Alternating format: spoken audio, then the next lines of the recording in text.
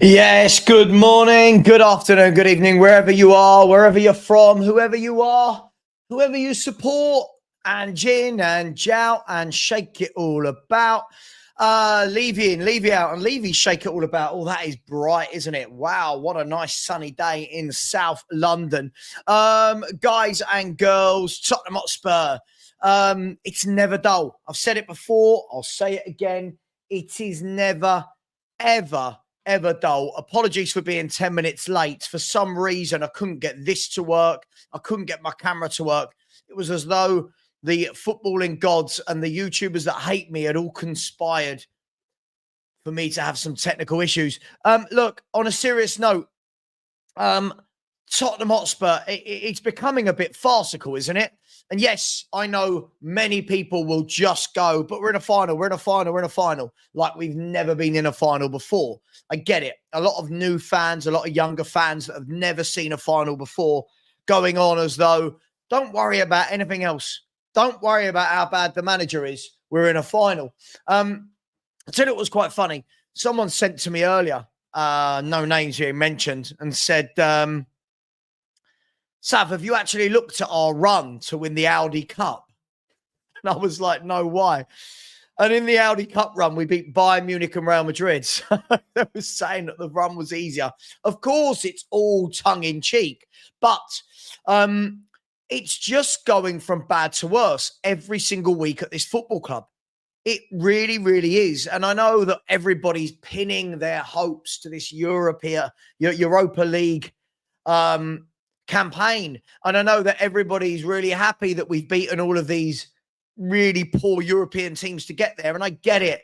And on paper, it'll be the most successful manager for 40 odd years.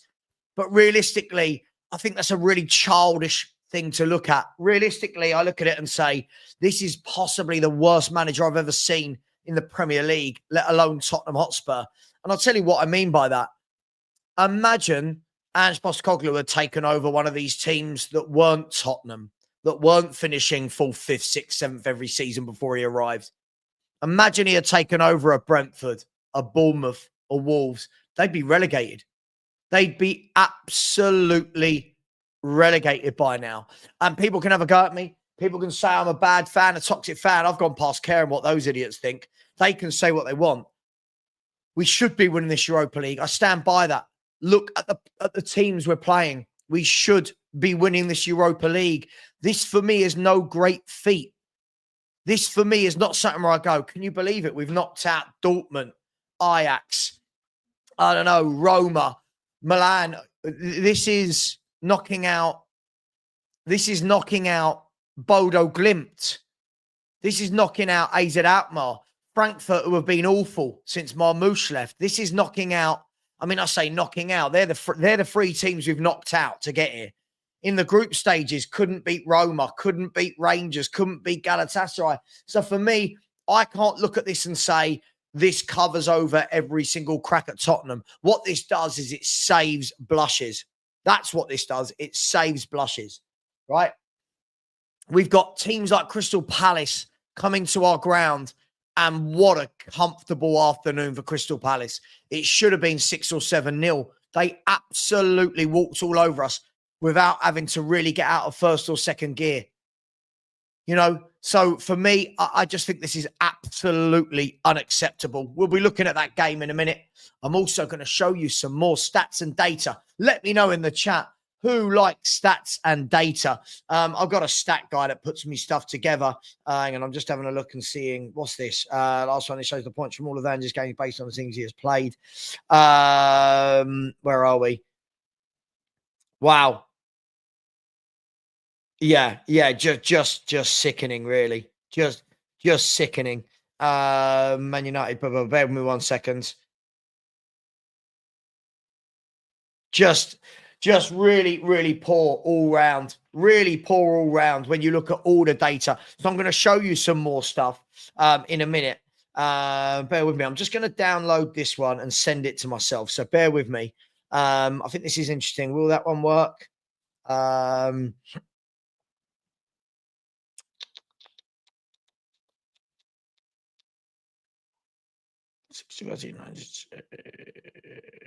No, this one. Okay, so let's say thank you to the person who is probably watching that sent me some of this data that I've asked for. Thank you very much. Let me just quickly send this to myself. Problem is, when people send you stuff, you have to then get it from your phone. You then have to send it to your email, download it to your computer, and then add it to your StreamYard. So bear with me 1 second. It's going to add that one as well because I think that's pretty interesting. Absolute legend is this guy. Where we go? There we go. Is this sending? Is this sending? There we go. It's sent. Boom. Download from my inbox. Here we go. God, I'm not technical at all. All this sort of stuff. Here we go. And then I need to add it to my StreamYard, which means I need to get rid of some previous pictures. Let's get rid of that. Delete overlay. Delete overlay. Delete overlay. Delete overlay. And then let's add this overlay. Right. Who would like to see some stuff? Let me know in the chat. Who wants to see some stuff that shows you just why so many want this manager gone, whether we win or lose the Europa? It's all well and good. People sitting there and they're on their high horse on their podium going, these fans don't deserve it. What do you mean? The fans surely that aren't championing mediocrity deserve it, the most. By the way, I think everyone deserves it. Every Spurs fan deserves it. I don't like all of this. You don't deserve a trophy. You don't deserve a trophy. You don't. I mean, some of us, some people have supported the club for 10 years, others for 20, 30, 40, some at 50, at 60, and they're being told by people that are getting a little bit brave on YouTube, you shit fan. What? Why? Why am I shit fan? Why am I shit fan? Because I don't like how bad my club is. Savva cooking something up to justify Mr. Box Office. I love the way you've made this about you, Alex. Big up to you, my man. I love Alex. Big up to you. Let's see who's in the chat, by the way. First and foremost, good morning to Aris. Very generous. Very, very generous, my man. Always just chucks in a super sticker. No message. Much love, dude. Really appreciate you. Thank you for all your generosity. And if Aris can do that, then you lot can smash the like button. We've got 41 likes. At the moment, we're at a 1 in 5 likes. 1 in 4 likes. That is really poor. So please, please, please smash that like button. What's worrying is I've put a poll out asking if Spurs are boring to watch, right? 14% have said no. That truly worries me that there are people out there that think this is good to watch. There are people out there that truly enjoy watching this Spurs team. It is mad. Talking about someone who supported Spurs for decades and decades and decades, and going back to when he didn't have a TV. They weren't invented when this man started supporting Tottenham. Big up, Mark. How are we doing? All right, mate. All right, mate. I'm not that bloody old. In the black and white TV days? Yes, when I was very young. Yes, I can remember when my dad brought a colour TV home. Yeah. You watch like snooker and suddenly you could see because before it was like, what's what here? Unless you kept every ball was the same, right? Every ball was just a dark shade on the black and white TV. Like different shades of grey, wasn't it? Mate, but like, brilliant. Anyway, before we start talking about football, big shout out to the Cookmeister. Go on. Right. Cookie, he's got his op tomorrow on his shoulder.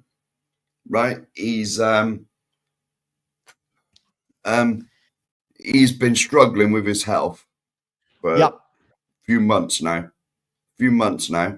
Right, he's had a bad shoulder ever since we started the channel, but hopefully that's getting sorted tomorrow. Right, and he can sort all the rest of his health stuff up. I know he's in the chat. I've seen him, but this is for you, buddy. Get well soon. Get well soon. Listen, the channel's on a bit of... everybody, I'm sure, let's put some love in the chat. Positive vibes out there. And also, big up to Brian Daigle, who is also got he's an Wednesday. operation today. Everyone's injured. It's not just the players. It's not just the players at Tottenham anymore. The fans, we're all having operations.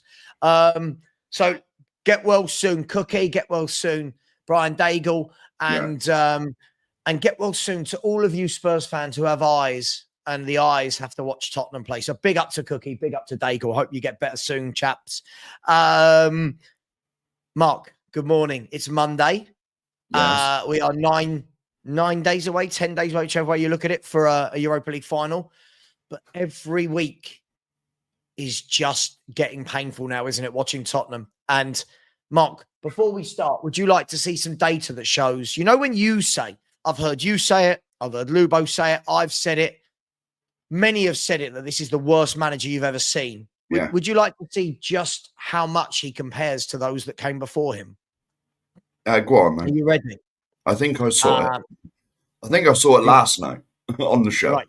Here we go. But so here's a few things. So this is we got relegated in 77, right? We got relegated in 77. We came up the next year, and since then we've not gone down. So we've not gone down for, what's that now? Coming up close to 50 years. What is it? 48 years, 47 years, whatever it is, right? Let's have a look. This is every Premier League season, Mark, since we've been back in the top flight, whether that's called Division 1 or the Premier League. This is every top flight. Now, this might be a little bit small, but to get all the data on. Now, this is every season by games won, drawn, lost, goals for, goals against, points, and position, right? As you can see at the bottom there, which is highlighted in yellow, this is Sir Angepostecoglou that people want to keep, right? This is Angepostecoglou at Tottenham. Mm-hmm. Now, I'm not going to bring this up on Excel. It'll all get a bit mad. If you play around with the tabs at the top, Angepostecoglou is bottom for nearly everything other than goals scored. He is in the bottom. The only other year you can see, if you look at the win column, he's just about matched 93-94 when we won 11, 90-91 when we won 11. Yeah. 2008 when we won 11. He's matched that, 11 wins. He's got the lowest amount of draws other than the 2018-2019 season, where we drew 2. But in that year, we won 23, Mark. So we won 23 and drew 2. And the lost column, you will see the only other year, Mark, that we have lost 20 was in a 42-game season in 91-92. Was that still 42 games then? Yeah, that was a 42-game season, right? So you can see there, he has the worst defeats of any manager. Shocking. Of any manager for, for going back 47, 48 years. Yeah. Right? The league position is the worst of any manager for 47, 48 years. The points, 38. Now, don't get me wrong. He can still end the season, Mark, on 44. But we've got Villa away and Brighton at home. Now, if you look down the points column, before that, you've got points 41, 40, and 43. That was 79, 80, and 81. Yeah. I don't even think we're going to get to that points total. That was the lowest. Now, in the Premier League era, the lowest points total you can all see there is 97, 98, which was 44 points. So this manager at the moment is the worst in the Premier League era by a mile. And we have still got fans that want him in. Mark, this is not nice reading, is it? This is what we've become. No, it's terrible. No, it's absolutely terrible. I'll put it this way, right? It's not on there, but the season we got relegated, I can just about remember, it was Keith Birkinshaw, probably the best manager in my lifetime, but he had to pick the mess up from Terry O'Neill. Yeah. Because when Bill Nick left, that would have been 71, 72, something like that. It was after, Bill Nick left because he was he was distraught with the fighting and the rioting.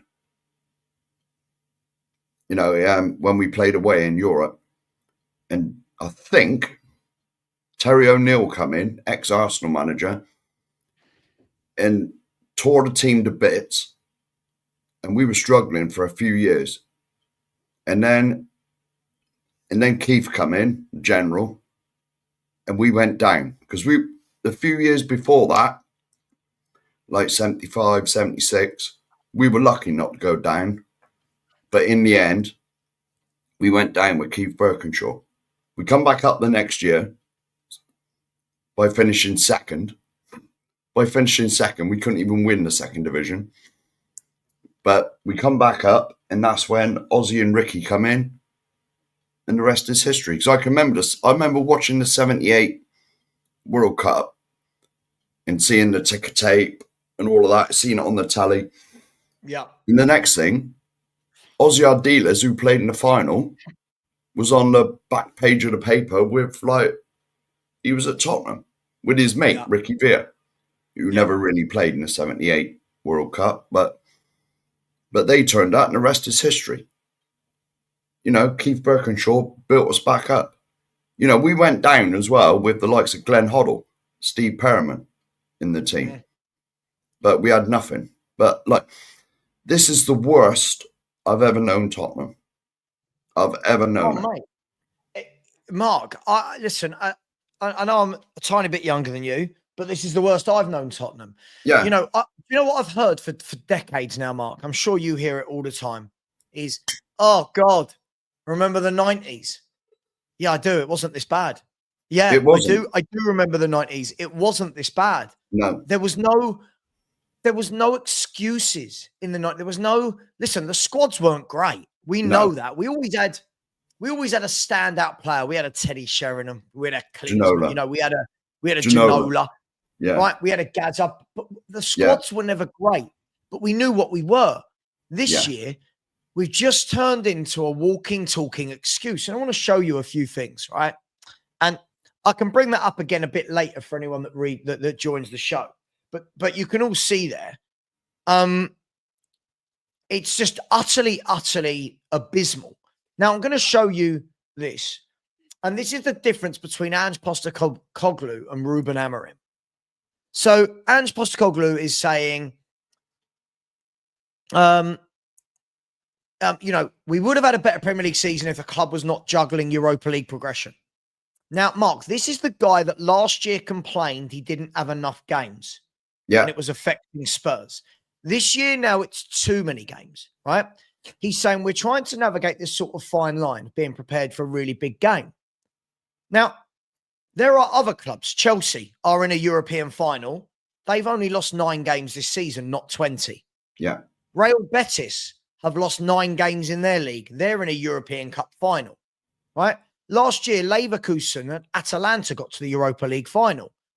They lost 0 games. Bayer Leverkusen went unbeaten in the season. And whilst winning the league, by the way, so Bayer Leverkusen were balancing a league title and a Europa League Cup run to the final. Atalanta got to the top 4 of Italy whilst only losing 11 games, not 20. So this guy just making this shit up. Now look at what Ruben Amorim said, Mark. Right, now you've only got to go back to 2019. I believe we were in a Champions League final and we finished 4th. Again, it's all excuses, Mark. It's all excuses. It is. Look at this. This is what Ruben Amorim has said. Ruben Amorim has said, for me, it doesn't matter if we win the Europa League because the problems are much bigger than that. I feel embarrassed when looking at the Premier League table. Right? Yeah. Look at the difference in the mindsets. He's saying, don't matter if we win it. Yeah, we need to win it, but this is unacceptable. Our manager, but we've had loads of games. I hate to break it to you, but this is what Ange said, right? This is what Ange said. Ange said, let me make sure I've got this. Here we go. Ange said, here we go. Hopefully this one downloads. I'm not being funny, but that's what big clubs do. They play lots of games. Of course, but this is what this manager has said, he was saying before the season, Tottenham, he expects Tottenham to challenge for the Premier League title. Mm-hmm. Before the season started, he said he will never target fourth place and he wants to challenge for the title. Now, 36 games later, oh, but we've had to balance Europe. Well, yeah, you knew we had to balance Europe when you made this statement. You knew we had to balance Europe when you made this statement. Yeah. So again, it's just all a load of fucking shit. I'm so frustrated that our fan base have just jumped straight on every word he said. Every word he says, they just turn around. Yeah, but it's been tough. Yeah, but injuries. I've got all the data, all the facts. It's not all injuries, the data, it's rubbish. all the facts that prove all of these people are just now. We have normalized losing. We've normalized losing. Definitely. Right? We've normalized excuses. We've normalized letting this manager change his mind on everything he said. Last year, he had a go at us, the fans, after the Man City game. Mm-hmm. Bearing in mind, not all of us said we wanted to lose to City. We should win every game. Let's get it right. I didn't mind us losing that game, but I certainly never want us to lose. I wasn't upset when we did lose, obviously, for obvious reasons, but I never want us to lose a game. I want us to I want us to win every game. Of course I do. It's what being a fan's about. You know, if you actually like want your team to lose every game, then you're not a supporter. I never want us to lose a game of football. Ever. Ever. You know? I mean, why would I want my club that I've supported all my life to lose a game of football? I didn't want us to lose against City, but I didn't mind when we did, for obvious reasons. You know what I mean? It's just one of them, you know? But Mark, the frustrating thing for me is when he comes out and says things like, I want a challenge, and I don't see top four as success, and we didn't play enough games last year, we've got more games this year, it'll be better for us. All of the Anjin fans jump on that and go, my manager, I love what he's saying. He's a winner, winning mentality. When none of that happens, they all jump on and go, oh yeah, but we're balancing Europe. And he's had his hands tied behind his back, has he? Well, he got it slightly wrong. Well, he got it slightly wrong when he said, like, I don't consider top four a success. What about bottom four? Mate. You know, mate, it's that's where we madness. are. It's madness. I'm so bored of the Anjin fans. I'm so bored of their never-ending excuses. I saw all of them. In the summer talking to me about, you watch what he does. You watch how he tweaks the defense. I'm watching us look, it's not the last two games. West Ham, Palace, Wolves, Forest. We are wide open every single game. He has not tweaked anything. He has not learned. He cannot coach. We had 23 shots against us yesterday again. Mark, do you know how many teams have come to White Hart Lane this year and had plus 20 shots on our goal at our home ground? All of them, I would have thought. Nearly. It must be. Apart from Southampton, I'd say. Every game nearly is 20 and above shots on our goal. Well, let's face it, right? I obviously watched a game yesterday, and to be honest, if Palace had won 5, 6, 7, we couldn't have complained. Every opportunity, they literally tore us to bits. Honestly, it was embarrassing. It was embarrassing watching it. Right, I even said to my dad, I got Tottenham on in here if you want to watch it. And he was like, no. And he's 80. Yeah. You know? No, he said, nah. He said, nah, you're all right. You know, I mean, honestly, like, I went a lot like late 80s, early 90s. Like when the season started, all right, we did win the cup in 91, but you know, we knew what we were. We were that. The aims for the season is try and get Europe, you know, by hook or crook, you know, or well, the aims for the season was try and get Europe, try and win something, right, and beat Arsenal, That was the aims for the season. Yeah, that was the aims because we knew what we were. Because we honestly knew what we were back then. But it's like you said, even through that time, there were standout players in the team. We had Gaza. We had a Ginola a bit later on. Yeah. Oh, well, hang on a minute, Ben. I got to go to work in a bit. Well, a few hours. But Mark, look, let me show you. I'm going to show you a few other things before we do. Massive big up to DMB Forever with a super sticker. Always. It can't be a stream unless DMB Forever sticks in his super sticker. Thank you so much. Look at it. Always say, look at some of the players in that thumbnail of his. Absolutely amazing. Thank you very much. Really appreciate you, DMB. Cookie, good luck, man. Good luck, mate. Don't worry about giving me money. You worry about your operation tomorrow. Good luck, bro. Get well. Get well, brother.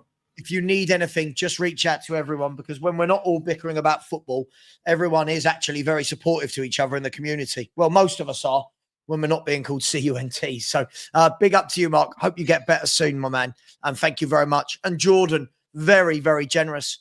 I said, you just know if we lose the Europa, the fans that have justified us keeping Ange this long will suddenly be saying what a mess Ange left. And now the next manager needs 3 to 5 years. Do you know what, Jordan? Ange, I don't think Ange is leaving a mess. And I'll tell you why. No. I think he's leaving a mess in terms of league position. I don't think the squad is anywhere near 17th in the Premier League.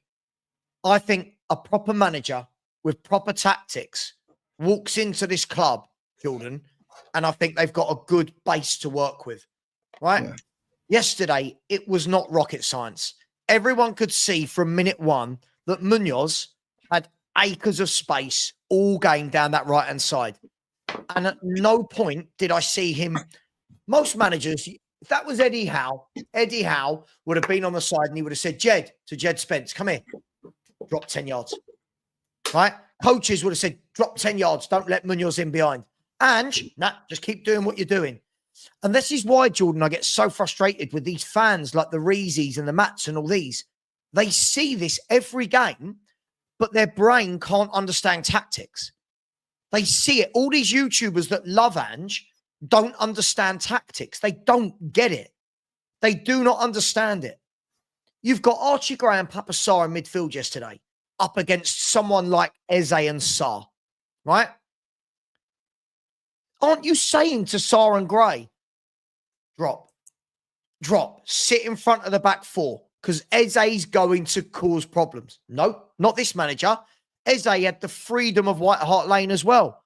Sarr ran us ragged. What was he? 15 million from France?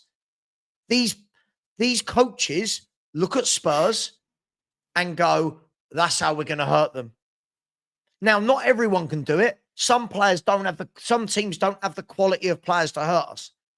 But Sarr, Mateta, Munoz, Eze, these boys just walked through us for fun, Jordan. And for me, I'm not telling you things you know. And for me, the next manager has got a good nucleus to work with. A good nucleus. We said yesterday, imagine a manager comes in and plays wing-backs and goes Porro, Romero, Van der Ven, Danso, Adogi, Maddison in the hole.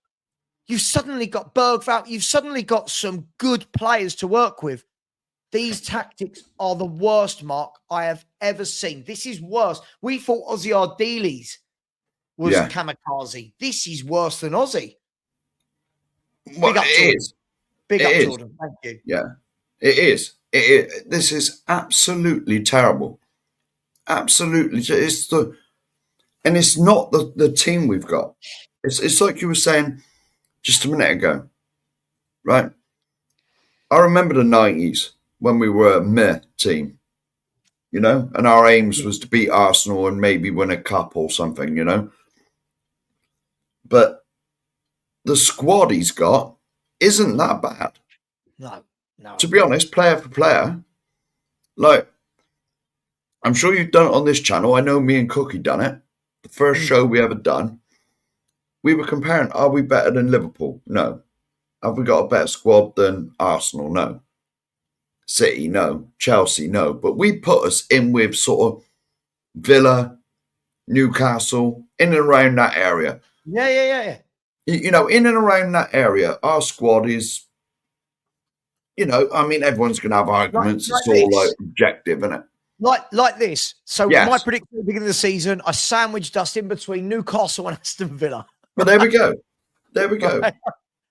I didn't put us with City or Arsenal or Liverpool. No, but no. I got Man United very wrong. I got Man United very wrong. I got Tottenham very wrong, and I got West Ham very wrong. Don't mind admitting it. Yeah, but like it's subjective, isn't it? You know, but I mean, you got to look at the money we've spent as well. We brought in players like Maddison, who was fantastic for Leicester. But he had the two sat behind him, didn't he, with Leicester? We've got nothing. You know, the tactics of the manager is, you know, the tactics of the manager are shocking. Absolutely shocking. Since when do you expect to go into a game and you get 20 plus shots on your goal? Every game. Every game. You expect that from bloody Southampton and Leicester that have been relegated. You know? I mean, you don't expect that from an alleged, I'll put that in like things, alleged big team.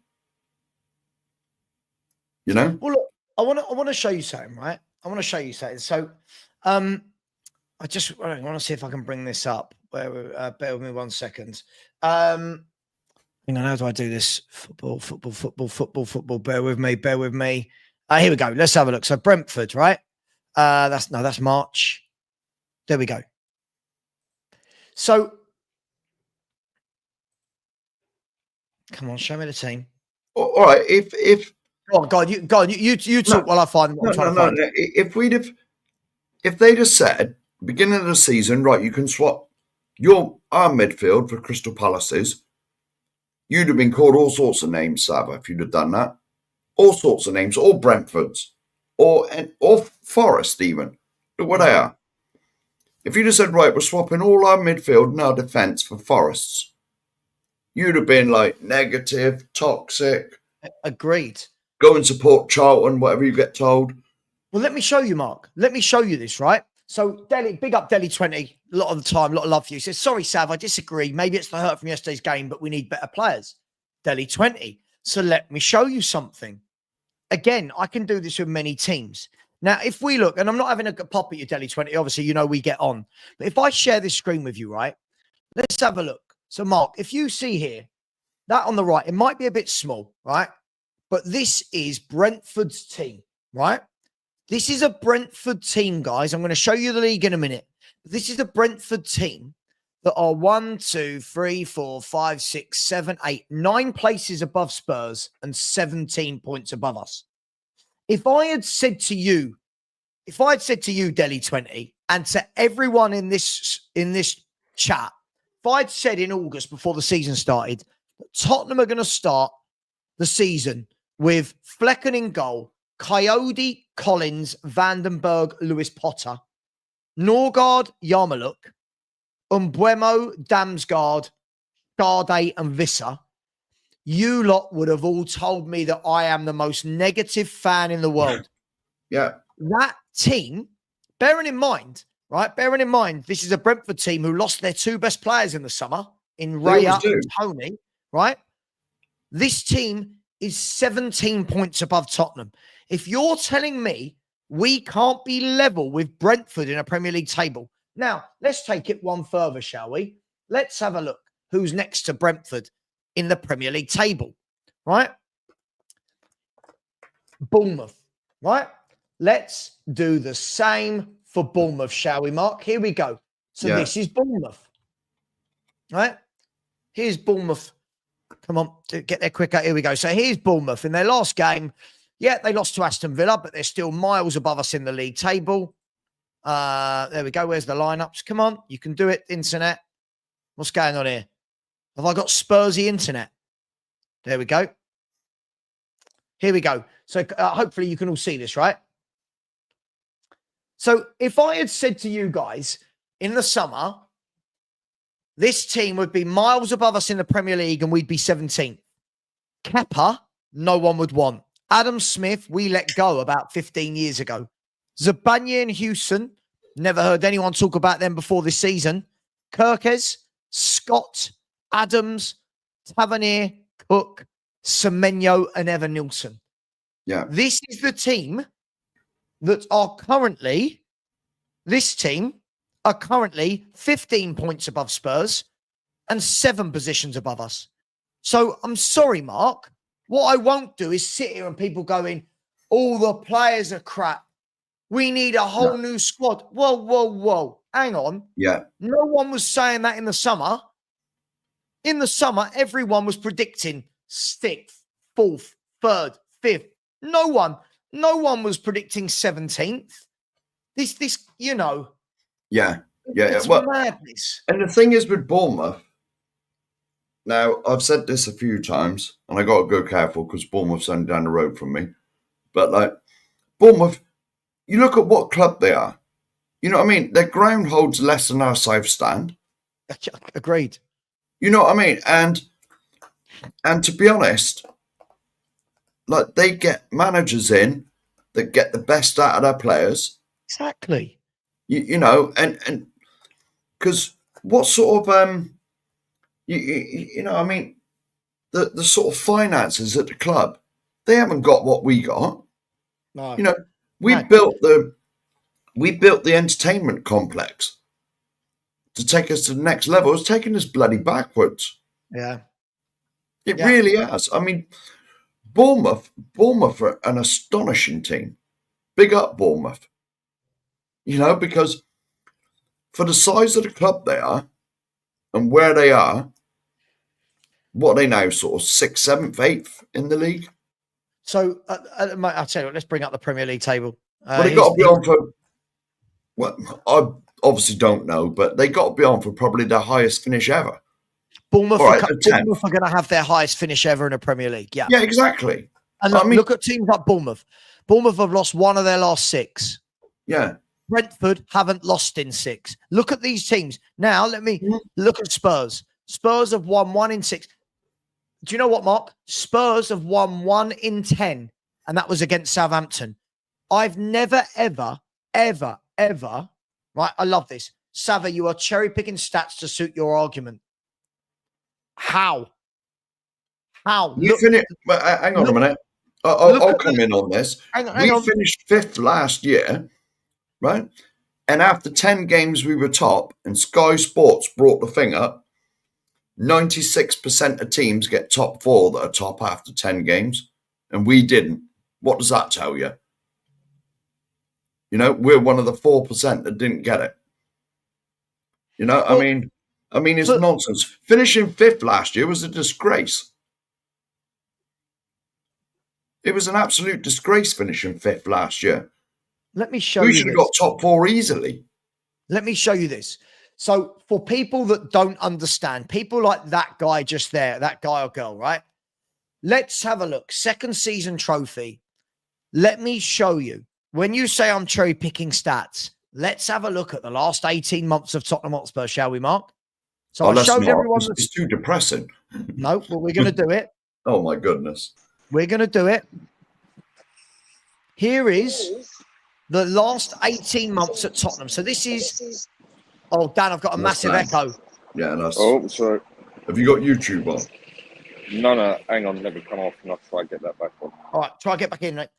This is every single game since Tottenham lost their first game under Ange. Are you ready? That was the Chelsea game, yeah? Right. Now, this is small, granted. But the key thing you're looking at here, people, is have a look at the column which has got the points per game. So it's the one that starts with 2.36, right? So when that Chelsea game happens, you can all see here, right? You can all see here, when that Chelsea game happened, we were on a 2.36 points per game. What you'll notice is look at the number has gone down and down and down and down and down. This is 19 months of Premier League football, right? Starts at 2.36. We're now on 1.41 across his tenure, right? When people are telling me I'm cherry picking stats, I'm giving you 19 months of football. 19 months. Have a look at how many L's you see, right? Let's count them, right? Here we go. Goodness. 1, 2, 3, 4, 5, 6, 7, 8, 9, 10, 11, 12, 13, 14, 15, 16, 17, 18, 19, 20, 21, 22, 23, 24, 25, 26, 27, 28, 29, 30, 31, 32. 32 defeats in 19 months in the Premier League. And these people talk about cherry-picked stats. Yeah. Right? Yeah. Have a Klopp didn't look. get that in 5 years. Have a look at the points gained. Look how it's hardly gone up at all. So if you look, right, in game, here we go. In game 31 of last season, I know this is pretty small, so sorry, guys. But everybody in the chat, have a look at this right now. Game 31 of last season, Nottingham Forest, right? Tottenham had 60 points. That was game 31 of last season. So if I'm not wrong, since then we've played, 36 plus 7, we've played 43 games. In those 43 games, we're now on 104 points. That means in 44 games, 43 games, he has taken 44 points. He is averaging a point a game across 44 games. How am I cherry picking? That's relegation form. They always say you want 40 points to stay up, don't they? By the way, the left and right, the far right columns are goals scored and goals conceded in that time. Right? Look at the state of it. 44 points in the last 44 games. So if I average that out, how many games is that? So that is removing the first 10, so 74. So in 64 games, the man's got 78 points. It just doesn't matter how you chop it up, Mark. When these people talk about, I fiddle the data, I cherry pick stats. The data is all there. The first 10 games have given this manager a shred of respectability. Yeah. Well, we were saying that last season. But we honestly were saying that last season. That the first 10 games covered up a massive problem. And it has. 38 points. And I'm cherry picking. But those stats are widely available to everybody. This is just, I've got a guy that puts some stuff together for me. So if I say to him, please, could you get me 18 months of this, that, the other? But look at the worrying thing is that points per game includes the first 10 games where he didn't lose. That points per game just shows you. And by the way, I'm going to maximum respect. Let me remove that. Sorry, before I bring Dan in. Maximum respect as well, because it's Glenn who does this for me. Big up, Glenn. You're right. It says the trajectory on this is clear to see since Chelsea last year. It's all going down. You know what, Glenn? I used to say it's doing that. Now I feel like, those movies you see, guys, where people getting an elevator and the elevator just drops from like floor 90 to the bottom in about 8 seconds. That is what Tottenham are doing under this manager. And Dan, for me, I just can't understand how there are still people looking at this data and going, actually, yeah, but it's not his fault. It's just fucking mental. It is mental. Oh, well, more than everybody anyway. More Big up than. that. It's just down to the point that me, you, and a few others called it at the start of the season, especially this one. Look at the change on what this season's going to do. A lot of people said it's only going to get better. I said, no, he's not going to have the first 10 games to cover his arse, basically, this time, like he did last time. And that is exactly what has happened. Again, if he'd have had those first 10 games, we'd be significantly up in the table, not looking as bad as we are. But he didn't have the first 10 games to cover his arse this time. And the facts came out. It was what it was. It wasn't due to his tactics and everything that we won those first 10 games. I said 4 of them, I think, was out of luck. A couple of them played well, yeah, and the others chance. But it wasn't because of his mental tactics that they were that brilliant. We had a fair bit of luck there that I think a few people didn't realise. And then he didn't have the 10 games to cover his arse this season, did he? And it's absolutely showed. And then people still hold on those first 10 games. Or still hold, yeah, but he's guided us to a Europa League final. Guided, yeah, through AZ, Bodo, and Ina Frank. It's madness, though, Dan. I mean, look. First of all, Ali just saying Danny is in the building. He's not in the building, is he? Look, he's outside, blue sky. At the Audi garage, waiting for a new car. Are you in Blackfen? Yeah. I thought so. Yeah. If anyone wants to find Dan right now, get down to Blackfen in South London. You'll find Danny right there. Next door to the Black Horse pub, right, Dan? Close enough. Yeah. No, I'm only joking, people. Don't go and find Dan. He's very tough. Just quickly, David R. This is just mind-boggling. Said in 23-24, Spurs finished 34 points above Forest. In 24-25, we're 24 points behind. That is a 56-point swing. Has that ever happened before? The Spurs drop-off is sensational, and Anne's still in a job. Big up to you, David. Completely agree. Big up to, I'm going to go with Kate and not Jim, just because of the kiss. Big up, Kate. Kisses back to you. I hope you're well. Always let me know when you're down in this area. I know you often have to travel to Bexley Heath and stuff, so let me know when you're next in this area. Matt, what I put up on screen isn't my opinion. It was a fact. It wasn't my opinion, Matt. This is what you don't understand. We don't have to think the same, but the data is the same for me, you, my dead nan, Keith Birkinshaw, everybody, Pele, whether you're alive or not, the data doesn't change, Matt. So you can sit there and say, why do we have to think the same? We don't. But the data is showing that your manager has done boom, that. It's dreadful. And big up to Ben. Yeah, Ben, I brought this up earlier. When we look at the difference in the comments, Ruben Amorim is saying, I'm embarrassed of the league. Doesn't matter if we win the Europa League. It's poor. Ange is saying, yeah, but how do people expect us to do well in the league? Because we've been playing in the Europa League. It's a disgrace. Mark, we've seen the data. We know how crap it is. He's still here. And Daniel Levy, this is where Lubo is, right? Daniel Levy's got to take it on his shoulders that this is his fault now. Yeah. He had to sack him.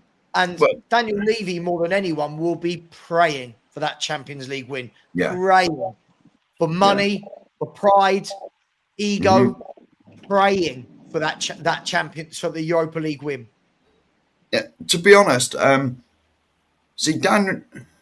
Levy is not a silly man. He's got something in the pipeline. Believe you me. I agree.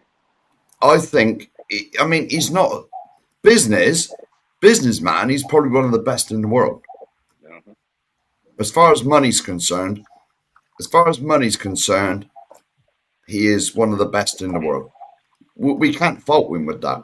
We can fault him on the football side.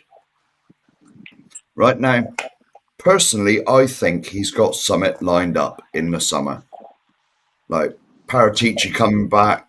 They've got the new director, whatever he is he the football director, the ex-Arsenal bloke? Like, he's coming in, and I think there's going to be a big clear out. I think Ange is gone regardless of whether we win the Europa or not. Ange is gone. Personally, that's what I think. That's why he hasn't sacked him already. Because if you look at the history of managers and that, there's a lot of managers that have done a lot better than this, and they've been out. They've been out immediately. You know? Here we go. I like this. Hang on, we've got a devil's advocate. I love a devil's advocate. I said, someone discovered that this generation of Spurs cannot compete in the league, cups and European competitions in one season. Why not focus on one that counts the most? Petro, I get what you're doing with devil's advocate, but let me remind you, Petro, what the manager said. The manager said he expects to challenge for the Premier League title. The manager said that last year we didn't play enough games, Petro, and it put us out of balance. Now this season we are playing enough games. Oh, but we can't cope. Mate, listen, if Nottingham Forest can compete for Champions League football and we finished 24 points above them last year, you're not telling me Spurs can't compete for Europe for Champions League football. I'm not having it. Dan, what do you think? Devil's advocate there.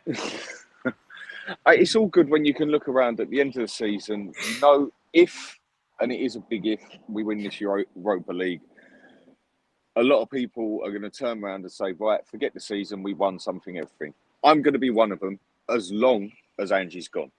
As long as Angie's gone, I'm just going to put the season under. It's done, it's dusted, it's over. You can't change it. So get on with your life, basically. But if he's still here, I'm going to basically be sitting there thinking next season's irrelevant as well until he's gone.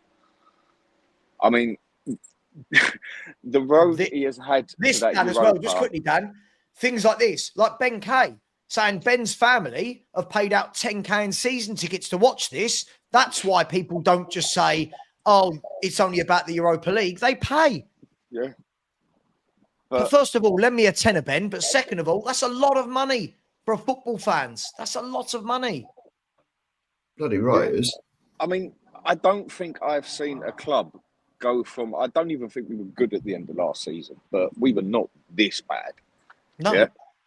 And I don't think I've seen a club go from that to where we are in a matter of like 9-10 months, basically, to the depth that we have dropped, basically. I mean, last season, the football weren't good, but those 10 games saved us. We still ended up in 5th place. Yep. The football was there was still some sort of football there. Now, we don't even know how we play. We don't even know who we are. We don't even know whether we're a pragmatic, counter-attacking, attacking team. I mean, if this is attacking football, how horseshoe do you want to get? It's literally down to the way even we play up front. If we are playing attacking football, we basically contradict ourselves the way we play because we horseshoe it so much. It's not even attacking football for me. I agree with what you and others have said in the aspect of I don't even know what we play as anymore. The one that bugs me most of it is still when you get the ones like, I'll say I'd quite happily have Thomas Frank in or Glasner. And then you get a majority of Spurs fans out there saying, but that's not the Spurs way to play. I don't want him. He's too negative. We're in 17th, for God's sake. And you're complaining about a manager that might be playing slightly more negative football. Whatever turns do you know what, Dan? You know Ben? Dan, you know bottom of the V, Ben? Yeah? Yeah. I think so. The Ben who comes on and tells me, the Ben who comes on to my call-in show with the long hair. Yes. When I first spoke to that Ben, so about 3 times ago, I asked him point blank, who you having, Ange or Unai Emery as manager? And him, just like the cult of Ange, all say Ange. These people truly believe that Ange is a better coach than Unai Emery, who has won 4 Europa Leagues, 3 in a row, by the way. 3 in a row. 3 in a row, by the way. He's been to the final of the Europa with 3 different football clubs: Sevilla, Villarreal, and Arsenal. Right? This man has come in and transformed Aston Villa from a relegation-threatened team to a team that probably will get Champions League for the second year in a row. He's taken them to the quarterfinal of the Champions League where they were 1 goal away against PSG from going through. And we have fans going, Ange is much better than that. What, guys, my point is this. What hope do we have as a fan base when we've got fans that think our manager, with all this data I've shown you, is better than a manager? And by the way, I'm not even putting Emery in the Klopp, Ancelotti, Pep bracket. I'm not putting him up there. No. I'm putting him in the next level. But these people don't even think that Unai Emery is a better manager than Ange Postecoglou. What hope have we got? I just don't see how anyone can honestly make that statement. I don't really know how to answer that one. I don't know how anyone could justify that in any means or manner. Simple as that. Agree. No, it's... I mean, yes, we might have a bit of bias because he was Arsenal manager, but let's face it, Ange ain't even on the same page as him. What he's done for Aston Villa is incredible. You know, it's like you said, a relegation threatened team to like where they are now. Exactly. If he, again, it was another thing that a few of us called after about 5 games. If he was like this season, if he was in charge of any of the smaller teams above us, which is pretty much a majority, seeing as we're meant to be top 6 and sitting in 17th, if that would have been Brentford, if that would have been Bournemouth, if that would have been, I don't know, if that Nottingham Forest, I personally think he is that bad of a manager, he would have even had Newcastle down where we are struggling for a fight. He's the worst manager I have ever seen in the Premier League. And if someone says that is an unfair statement, someone tell me a manager that has gone to a club of this caliber as such and dragged it down to where we are. Okay, I know the first one people are going to say, they're going to say Amorim at Man U. Yeah, look how he took over at Man U. What a mess that was. Yeah, and he's only had 6 months to build it. So tell me a manager that within 2 years has brought a team of this caliber down to 17th, not far off fighting relegation. And the only reason we was not in a relegation battle is because the other 3 were just that absolutely crap that we weren't going down. That is the only thing that has saved us from going down this year. Tell me one manager that has done it. I'll tell you what. Let's. This is one for the chat. Chat. If anyone can find out, is there a manager in Premier League history that's dropped their team 12 league positions in one season? Like factually, not someone that you think like. Give me the evidence. Don't just say, oh, he might have. Who has dropped their team 12 league positions in 1 year? I'd be really interested to know who's dropped their team 12 positions. By the way, Matt, big up to you. Saying this season is a one-off. Matt, unfortunately, as I showed you, the data just now from November 2023 shows that this isn't a one-off. What it shows you is that for the last 7 months of last season and all of this season, this is the norm. This isn't a one-off. Matt, you've got it confused. The first 10 games of last season is the one-off. The first 10 games, because the next 28 games after that was absolutely disgusting. And Matt, because you don't read very well, I'm going to show you. Look at the data, right? So he started that season. The first 10 games, 2.36, Matt. Ended it on 1.74. It showed you he went down and down and down. This season, it's continued to go down and down and down. So the data is showing that you are wrong again, Matt. Just like when you said, when all our players come back, we will be fighting for 8th in the Premier League table. We'll be back up there. You said these things. So you've got to stick by them. You said them. I stick by, we should be 7th. That's what I said at the beginning of the season. That's where we should be now. And what does 7th do for you right now? 7th is where Forest are on 62 points fighting for Champions League. the other thing is with it, the point I made is a club of this size, yeah? Now, bringing Leicester from 1st to 12th or 1st to 14th, whatever it was, I can't remember what it was. Yeah, that's a massive drop from what they did, but look at the size of their club. We are meant to be, what is it, the 7th richest club in the world or 8th, give or take a number, yeah? Let's just say 8th biggest, richest club on this planet. I think Angie's that bad. If he would have took over at Arsenal, they'd have been struggling for a top 10 place. If he'd have took over at City, they wouldn't be in the top 4 because even Pep's had a bit of a mission getting them in the top 4 this year. And I will even go to the point of pretty much if he would have taken over any of the big teams, like the biggest ones, he would have still dragged them down to struggling for a top 10 position because his tactics and style of play, go and get me the best team ever, that Galacticos team at Real Madrid. He'd have been lucky to even get them in the Champions League position. It is all down to the tactics and mainly down to his chaotic defending, sitting on the halfway line with 2 inverted wing backs. No team on this planet can handle playing like that over 38 games in a league. Nah. Not in my opinion. Let me You're right. let me just come in on this. Like, we finished 5th last year, so that was all right. 5th last year was a disgrace. We were top after 10 games. That's a comment I was... Yeah, I know. It's just Matt can't admit he's wrong. Matt cannot say he's been wrong. That's what it is. Scott, I told you 20 minutes ago, top after 10 games, 96% of teams get top 4. We were in the 4% that didn't. We were in the 4% that didn't get top 4. This is how big the slide has been. You know, and so we're in that 4% that didn't, you know. So finishing 5th last year was an absolute disgrace. We should have had top 4 nailed on. This is how bad he is. Shocking.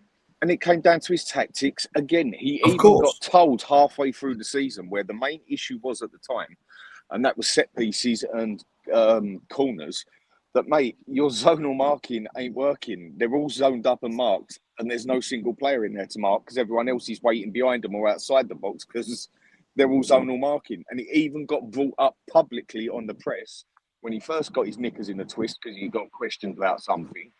And if he would have even just adapted that, we would have made that top 4. And he didn't even do it until, what was it, the last 3 games? Was it the last 3 or last 4? I'll tell you what, Dan. If we actually look at what he did the last 10 games of last season, have a look at the state of last season, right? If you look in that last 10 games, he managed to beat Luton Town, who got relegated, right? He managed to beat Sheffield United, who got relegated.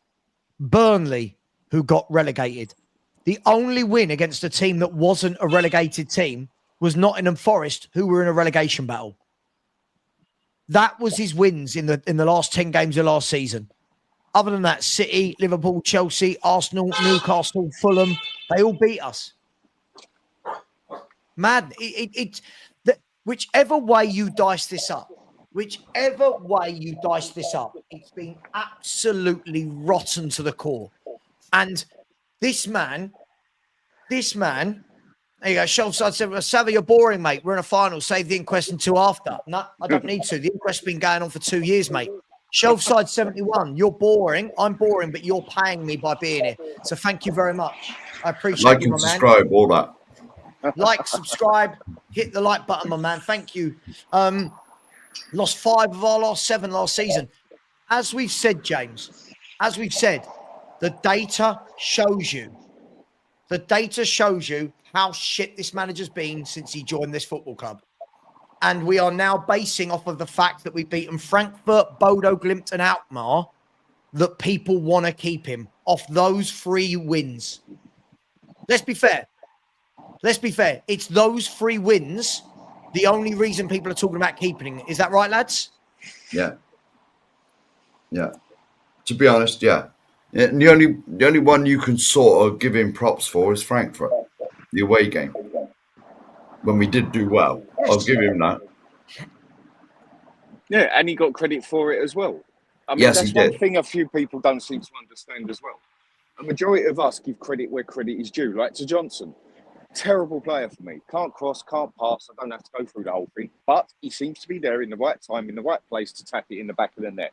Without those 17 goals that Johnson scored this season, we probably would be in relegation. So you've got to give credit where it's due now. But I'm not going to say he's a good player because he's not an overall good player. But again, I'm giving him credit where it's due. And he actually looks like he changed the tactics because he put another defender on there and 3 at the back.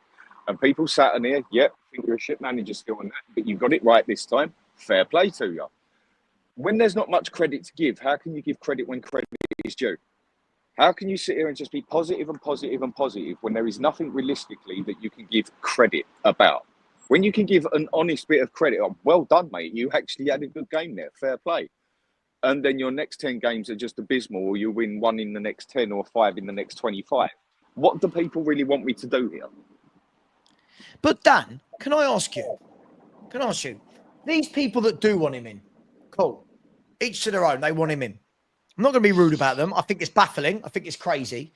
But do they suddenly think that we win the Europa League and next season suddenly we're a well-drilled team with tactics? Like, do they think that winning that Europa League suddenly makes him a better coach? I'm really baffled. So, like, when I've got like my resident trolls saying, yes, the Europa run is why I don't want him sacked. So, all right, we win the Europa League. We're playing Champions League football next year.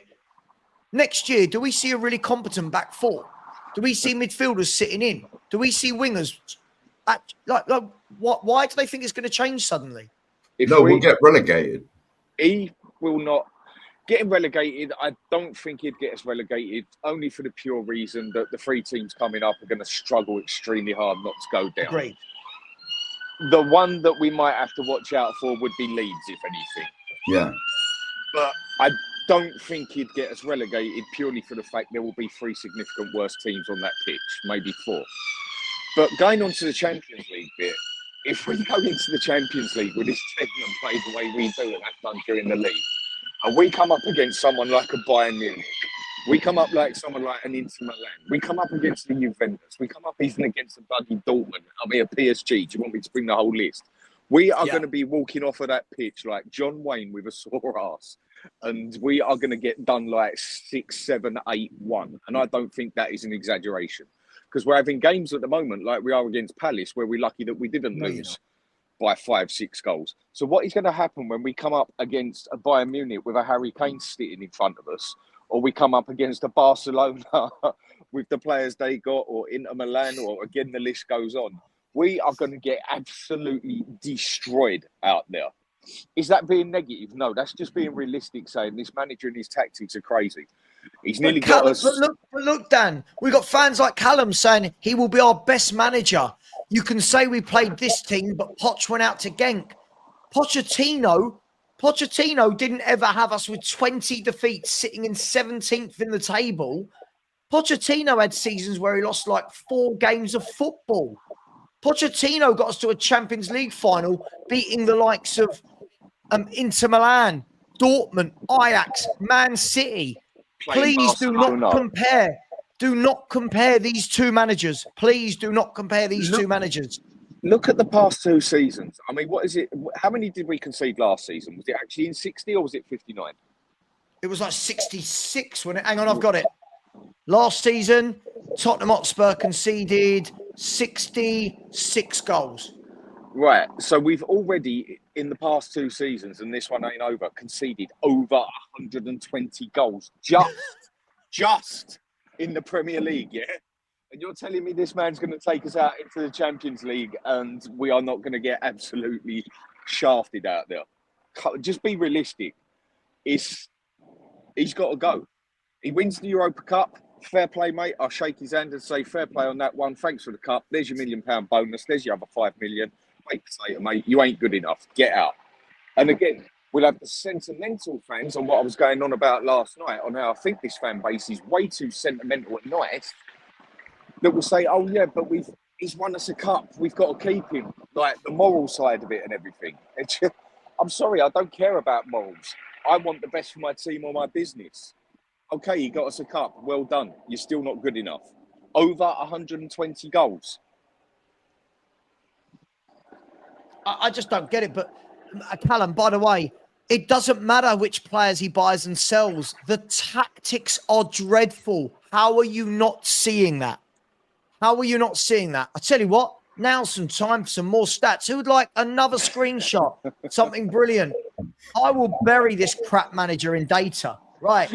This is Tottenham Hotspur under Ange in the Premier League. Every team he's taken points off of. Right. Have a look. In 4 games against Wolves, he's taken 1 point. Right. Leicester City, 1 point in 2 games. Ipswich Town, 3 points. Brighton and Hove Albion, 3 points out of 9. Right? 4 points from Fulham out of 12. Look where most of his points are. Southampton, Sheffield United, Luton, right? Burnley, Everton, a crap Man United. This is where most of this man's points come from. Look at the state of it. I'm looking at 2 big ones, Savva. Chelsea and Arsenal. 1 point. 1 point in 8 games against both of the big, well, that's our big games, isn't it? You know, well, look, who's bottom 3 this season? Who's bottom 3? Leicester, Ipswich, right, and Southampton. Yep. Okay, so Southampton, he's taken 6. Leicester, he's taken 1. And Ipswich, he's taken 3. So against the bottom 3, from 18 points available, he's taken 10. Against the bottom 3. Well, that should be 15, shouldn't it? Mate, that should be 18. Well, it should be 18, but you're always going to get like... Fair play. 15, that should be. Yeah. Look at it. Newcastle, 4 attempts against Eddie Howe. He's got 3 points. 4 attempts against West Ham, he's won once. 4 attempts against Fulham, he's won once. But that's 4 the teams attempts against Liverpool, he's won once. And if you remember, that one that he won against Liverpool was the Liverpool game where they had a perfectly good goal disallowed. And then we scored against 9 men in the 93rd minute or whatever it was. And then the ref blew up for offside, didn't he? The ref blew up for a... Yeah. This manager is a fraud. The data shows you everything. And still, you've got people like Callum, people like Matt in the chat sitting there going, yeah, but if he wins the Europa League, so what? He's beaten absolute toffee to get there. Oh. Trust the process. The process is done and dusted. I'm sure. Did it even ever start? The fact that we have got to the point now that most of us would accept a manager that maybe 3 years ago we wouldn't have necessarily accepted, because as all the manager's got to do is just come in and have half a clue about football as a whole of a game. That there's a right time to attack and a right time to defend. There's a certain game you're going to have to be more defensive, a certain game you can afford to be more attacking. He just hasn't got a clue. He just has not got a Scooby-Doo on how it works on the pitch, on how to connect a goalkeeper to a defence to a midfield, and a midfield to attack. There is no... Even the way we play, there is nothing fluid in it at all. It is static as anything. That's the way I see it anyway. Couple of games, okay, when we've played the counter-attack, it's looked quite fluid. Bang, bang, bang, 3 passes forward in the back of the net. And that is when, again, we have always looked at our best when we've been forced to play, not inverted, because the team won't let them invert, basically. And we've played counter-attacking football. But, oh no, we don't do that at Tottenham, do we? That's not Spurs style of play. I don't want a manager that does that. And I just can't see how anybody can be that fussy now with the certain manager we get or the way he's going to play compared to what the shit we've just had to put up with for the past 18, 19 months. But again, it's the Spurs community, a lot of them. Oh, but Spurs don't play. We want attacking football. We want this. Well, enjoy your crap then. Look, Stefan, by the way, I'm not dismissing a European trophy. Listen to what I'm saying. It just doesn't, because of the calibre of teams he's beaten, it doesn't suggest to me that he's done enough to keep his job. The league for 18, 19 months has been absolutely horrendous. There's been no coaching. There's been no evidence of improvement. He's improved not a single footballer. The tactics haven't improved.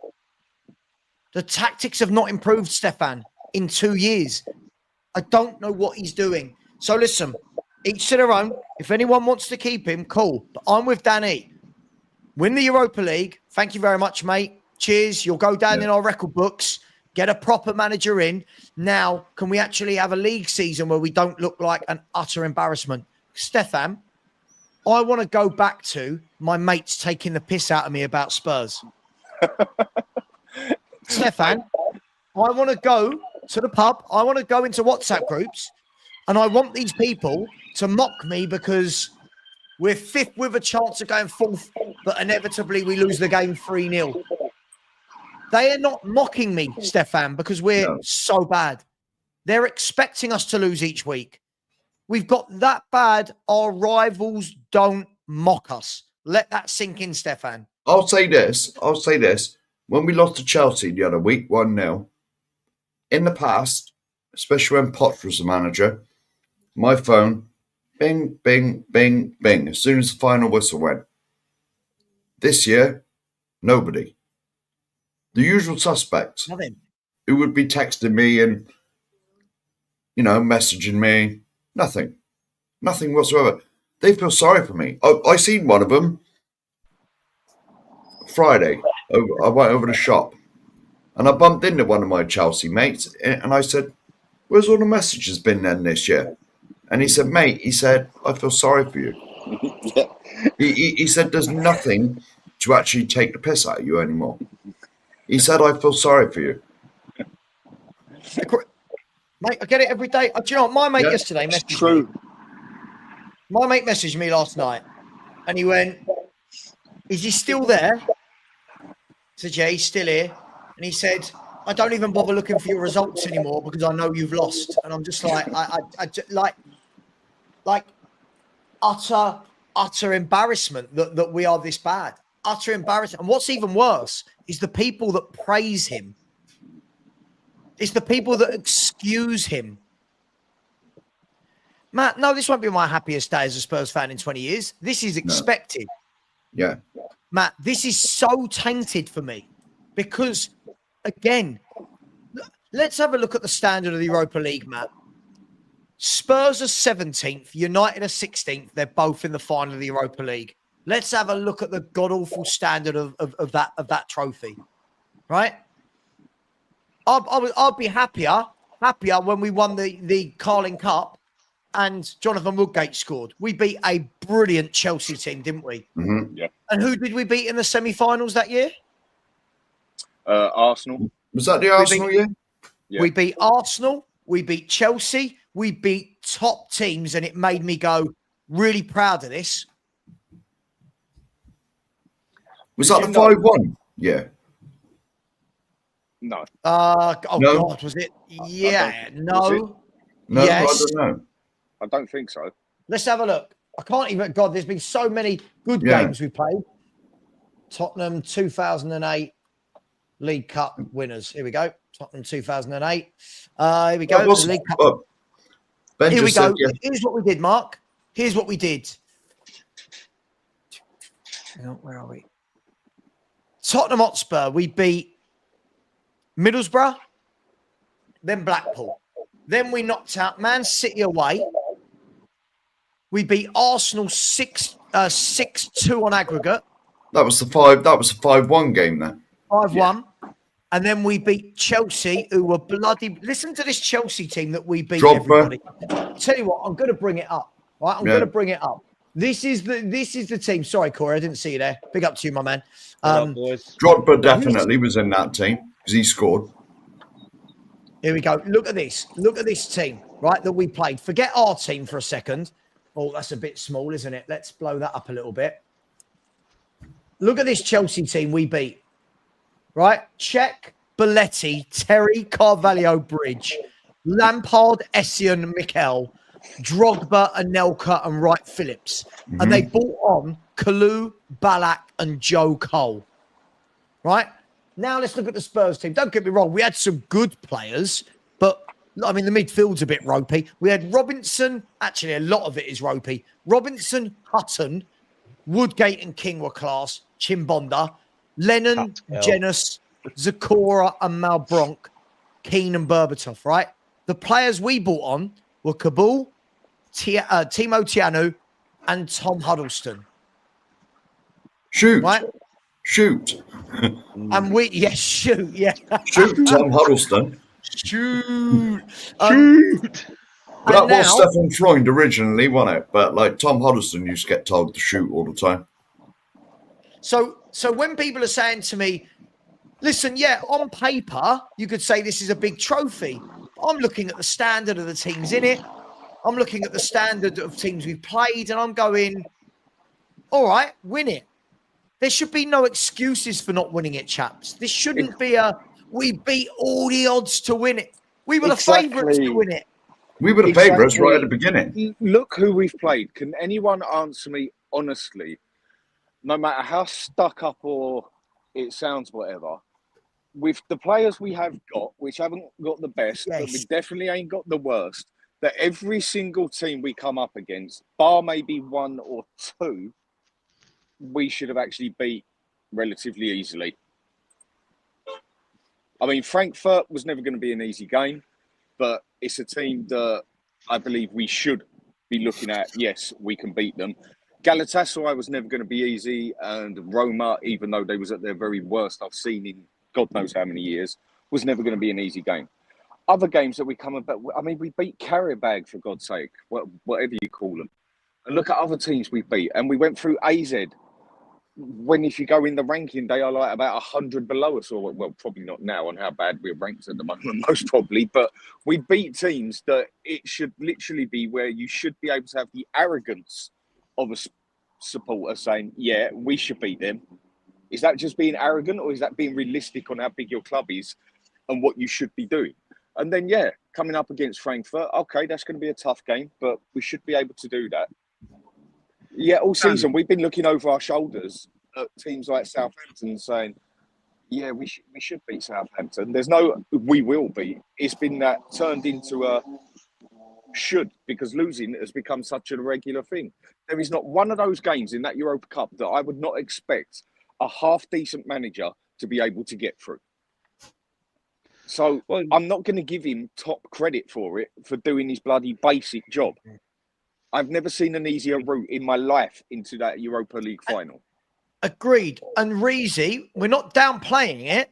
What we're saying is, listen to what we're saying. Again, I feel like anyone who likes Ange doesn't use their ears. I'm not downplaying it. Win it, good. We should be winning it.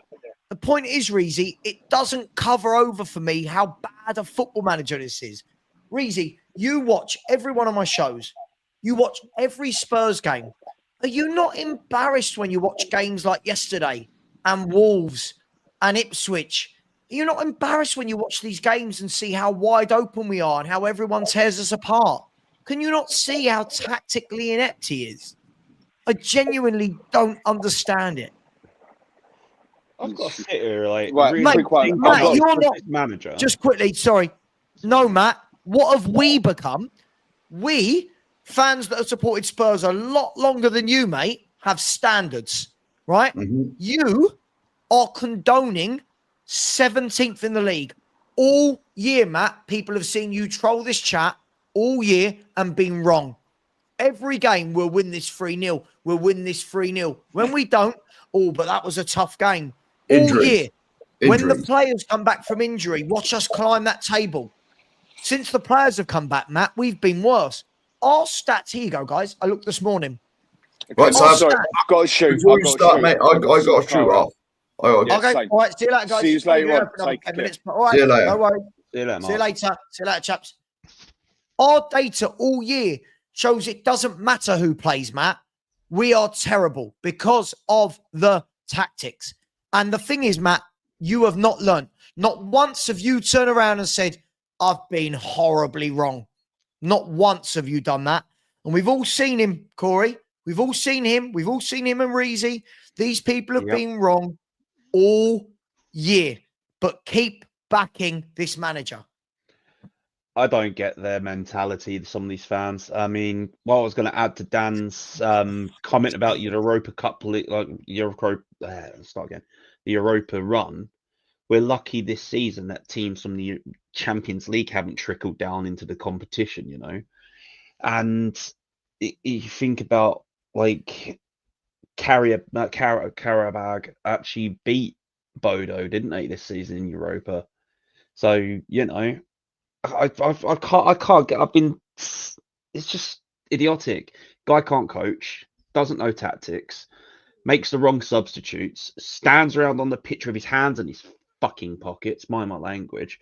But I don't like seeing managers with their hands in their pockets, looking down at the ground and kicking the can. You're a football manager, man. Get your act together. Shout at your players. This manager, I have said for 2 seasons now. I did my homework. I read a lot into what Ange was about, and I just didn't feel like he'd be good enough for the Premier League, let alone Tottenham. I was called deluded. I was called fickle. I was called a fair weather fan. I had people saying some quite horrid things about me, and then someone said something about my little boy, and I was just like, if that's what this fan base has come to, god damn. Yeah, but that's what happens. That's what happens. You look at most of the Angin channels, can't stop abusing those that are Ange out. They're only, they don't want to debate. They don't want to talk facts. They don't want to have conversations like adults. They just abuse. That's how it's become. But listen, let me say this, right? We're at the stage where all of these fans now have just given Ange a pass for the last year. They've just given him a pass, right? I want to bring up this comment, by the way. Stefan said, I'm fairly balanced. The point is previous managers went out to poor European sides. Why don't you discuss this?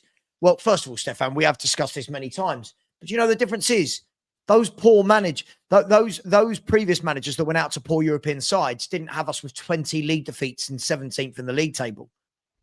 There's a huge difference, Stefan. There's a huge difference. There's been many a game where we've berated Jose for going out of this, Poch for going out of that, Conte for going out of that, Yol for going out of this. But Stefan, none of those managers had a 17 in the league. I don't think fans like you, Stefan, quite get it. I don't think you quite get how bad this is. I'll show you again for any of you that are in doubt. This is how bad it is. Look how far we have to scroll. Look how far we are off the top half of the Premier League table. So please don't ever come to me and say, why don't I discuss that, Stefan? Don't do that. You lot have been wrong about this manager all year. Own it. Why can't you own it? I can own that I said at the beginning of the campaign, we won't win the Europa League. I quickly changed my mind when I saw the route we had to the final. Right? So no, please don't do that. I hate it when we do this. Anybody with standards seems to be frowned upon. Anybody with zero standards seems to think, yeah, but I'm balanced. You're not balanced. You're not balanced. You've got no, look at this. Look at this. Look at this. Look at this. I'll show you again. For all the 100, there would have been hundreds that weren't here when I did this earlier, Corey. Right? Mm-hmm. This is Tottenham Hotspur. Right? Have a look. This is Spurs every season since we got promoted back from Division 1 in 77, 78. Right? This is every season. Ange is at the bottom of nearly every metric. Games won, games lost, points, position. He's at the bottom of nearly every metric. And you fans, some of you fans out there, tell me that I should be grateful and I want this manager to have another year at Tottenham Hotspur. Look at this. Look at the state of this. Sorry, Corey, I'm so passionate about this. And I'm so I get you, man. So am I. Because look at that. 20 league defeats. The only time we managed that, Corey, was in 91-92, if you look. And that was in a 42-game season. Yeah. This manager's got 20 in 36. He is breaking records for the wrong reasons. This manager is a shambles. Well, he is a shambles.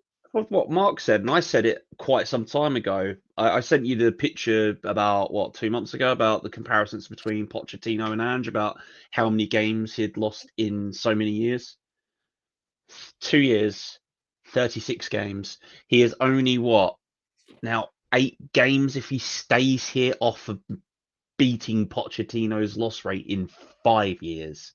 It's embarrassing. And Like, these fans want him. They want him. The Cam Tinleys, the Reeseys, the Matts, the Aussie dudes. These people want this manager to stay. And then they have the audacity to tell me that I'm a toxic bad fan. They don't understand football, mate. But then I asked one of my Celtic supporting mates the other day, I was like, would you have Ange back? He went, fuck no, top of his voice. He took me out for a pint and we were just talking football. He goes, well, I'm not going to sit here and criticise Tottenham, but like we didn't really understand what Ange ball was up at Scotland at the time. We were just happy because, we were winning stuff. I was like, yeah, but in your league, you always win stuff. You're Celtic. I was like, no disrespect, mate, but if Celtic did come into the Premier League or even in the Championship, they'd find it a struggle. Let me do some super chats. I just, Carly, exactly. He makes Christian Gross look like Sir Alex Ferguson. That's how bad it is. People kept saying, remember the 90s. He's literally taken us worse than the 90s. And an easy cup run, suddenly. I mean, based on what? Arsenal, based on the fact that we've lifted a trophy, yes. Arsenal are playing teams like PSG, Real Madrid. We're playing Karabag, Bodo, Alkmaar. There's a huge difference between us and Arsenal. Arsenal are competing for big things. We're not. Arsenal are on the top of the premise of the tipsis, aren't they? They are every season in that now top 5, top 6. I'm just saying now, if they get a striker in the summer, they're going to start scoring more goals. That's Arsenal. And I hate Arsenal. Hate Palace. Like, losing to Palace yesterday, being a Brightonian, it's like a double hit for me, really, isn't it? Like, we're brought up in Brighton to really hate Palace. And I'm not even a top Brighton supporter. We're brought up in Brighton. Yeah, we hate Palace. We hate Palace. You drill that in your kid. You hate Palace. You hate Palace. And like, I'm sitting here yesterday. I watched that match, and after 20 minutes, I was like, I'm done with watching this. I went off and went out for a jog again. Played in that charity football match yesterday, which was really good. But like, I can't sit there and watch this manager who I've been calling out for 2 years that is not good enough. Come on.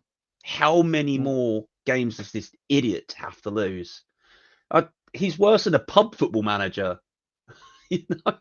I genuinely think I've never seen a manager with no tactics before. No, not ever. Not ever. Every manager has their belief and their philosophy.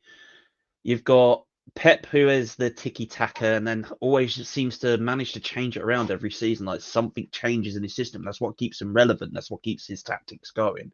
He brings in the players. He gets rid of the players that aren't doing well.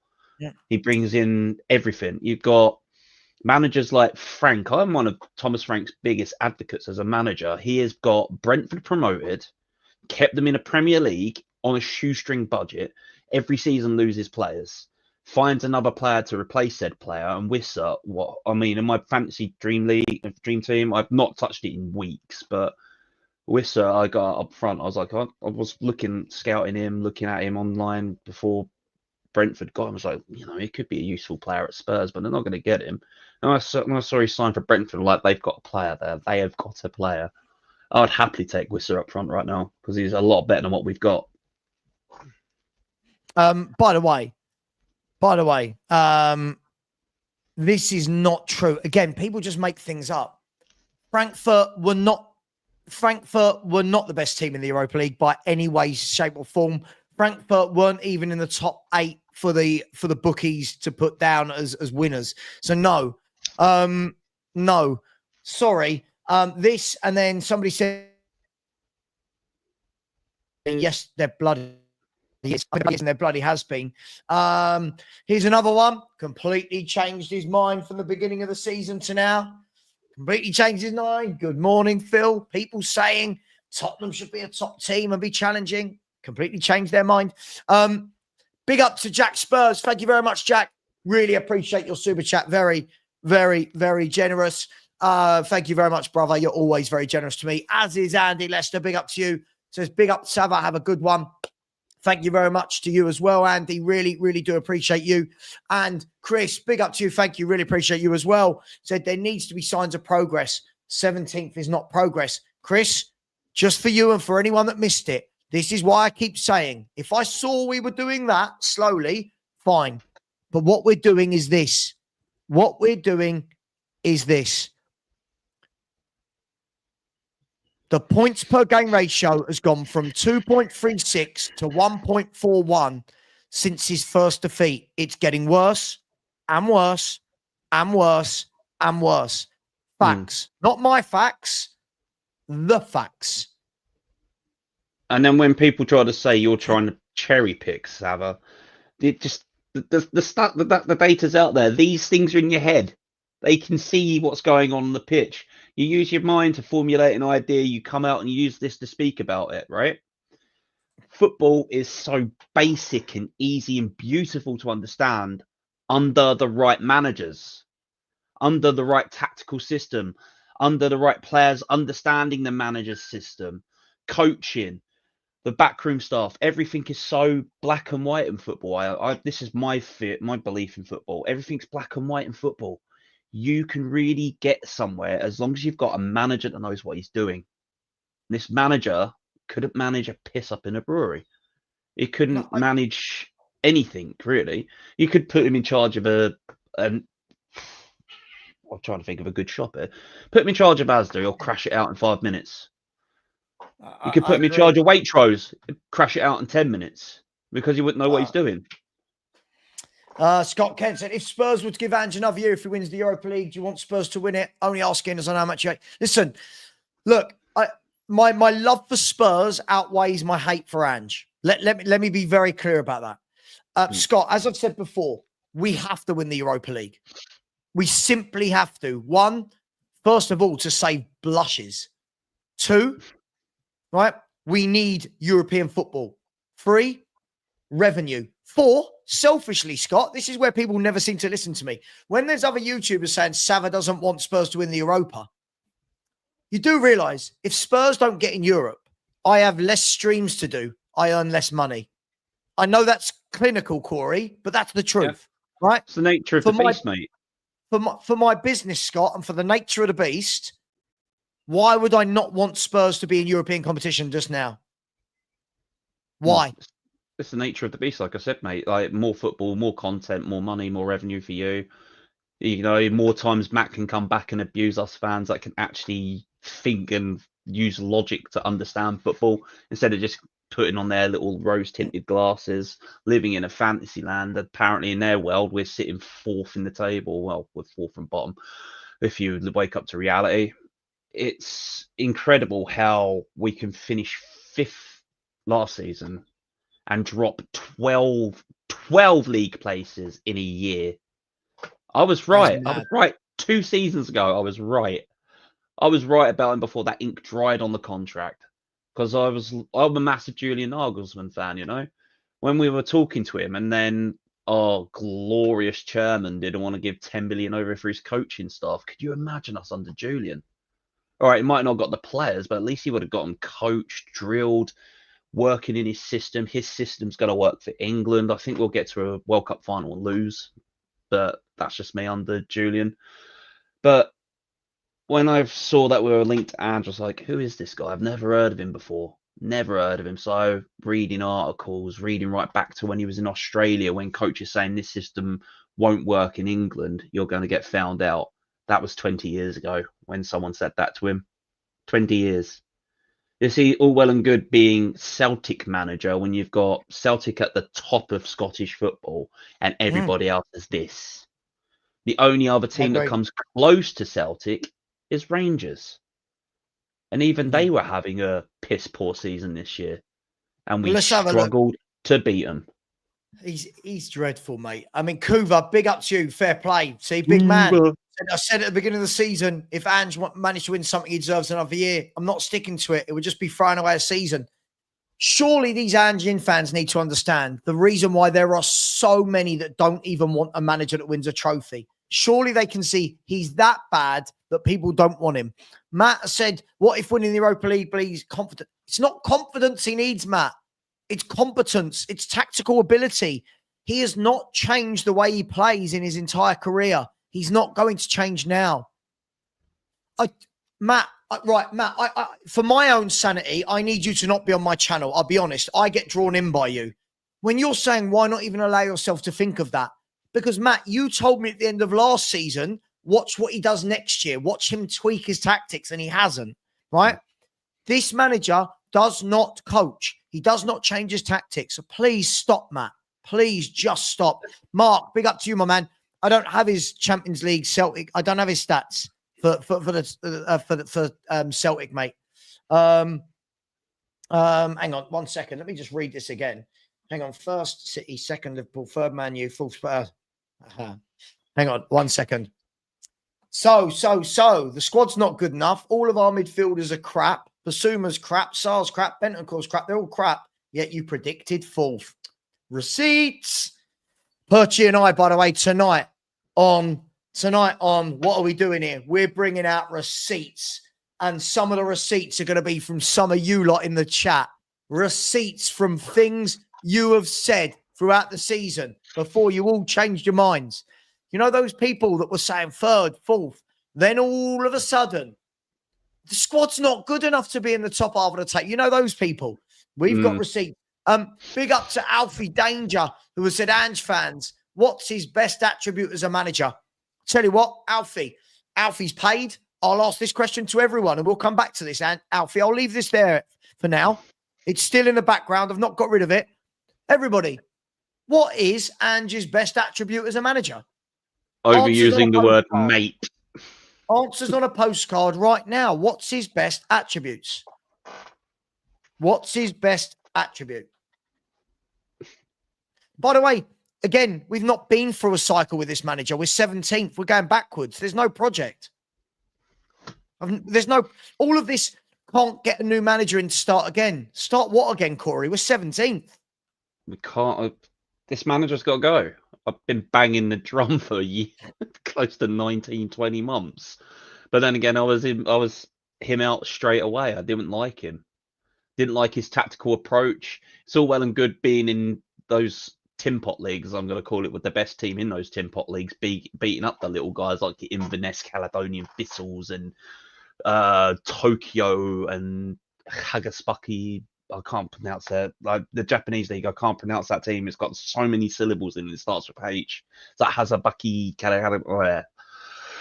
but it's just like when you actually really sit down and read into what the guy is, and you look at videos and press conferences and stuff like that, the guy was just too arrogant.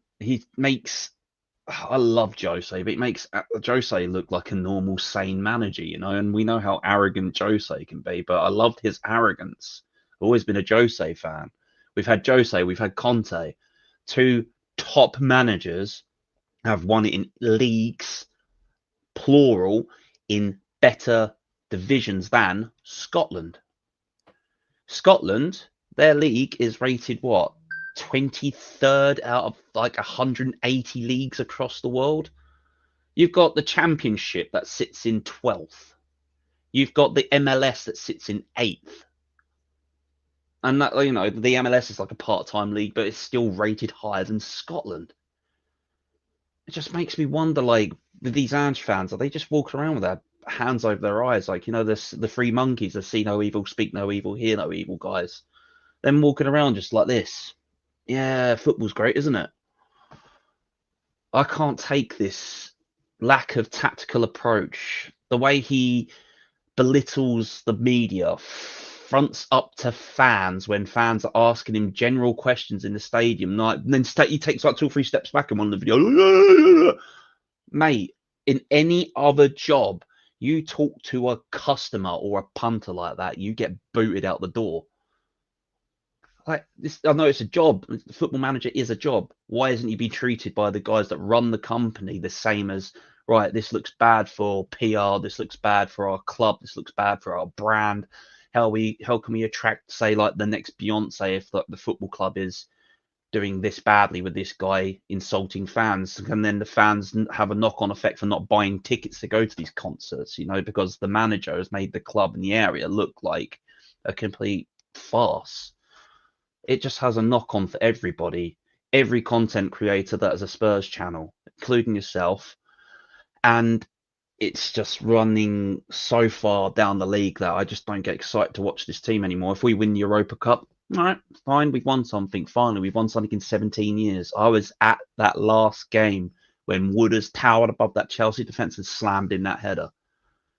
Agree, no, mate. Listen, you're I'm right. passionate You're right. like you, Look, but I could sit here and rant for hours on how bad this manager is. But I've done it close to 2 years, and it's just I'm just doing this all the time with him.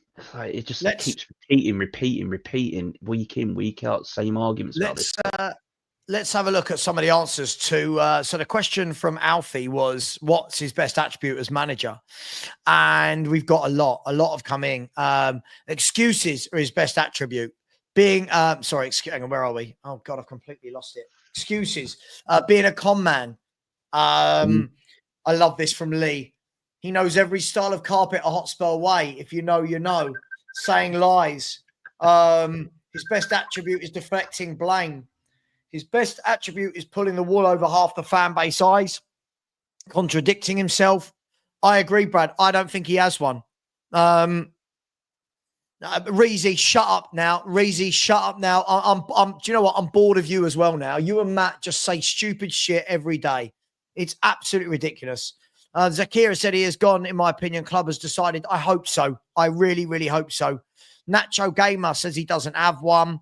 100 Grilla said Tim Pot manager. He's back to the European trophy in a league he knows nothing about. What do you mean? He's about to win a European trophy by beating Bodo Glimt, AZ Alkmaar, and Frankfurt. Yeah, really. Yeah, I'm impressed.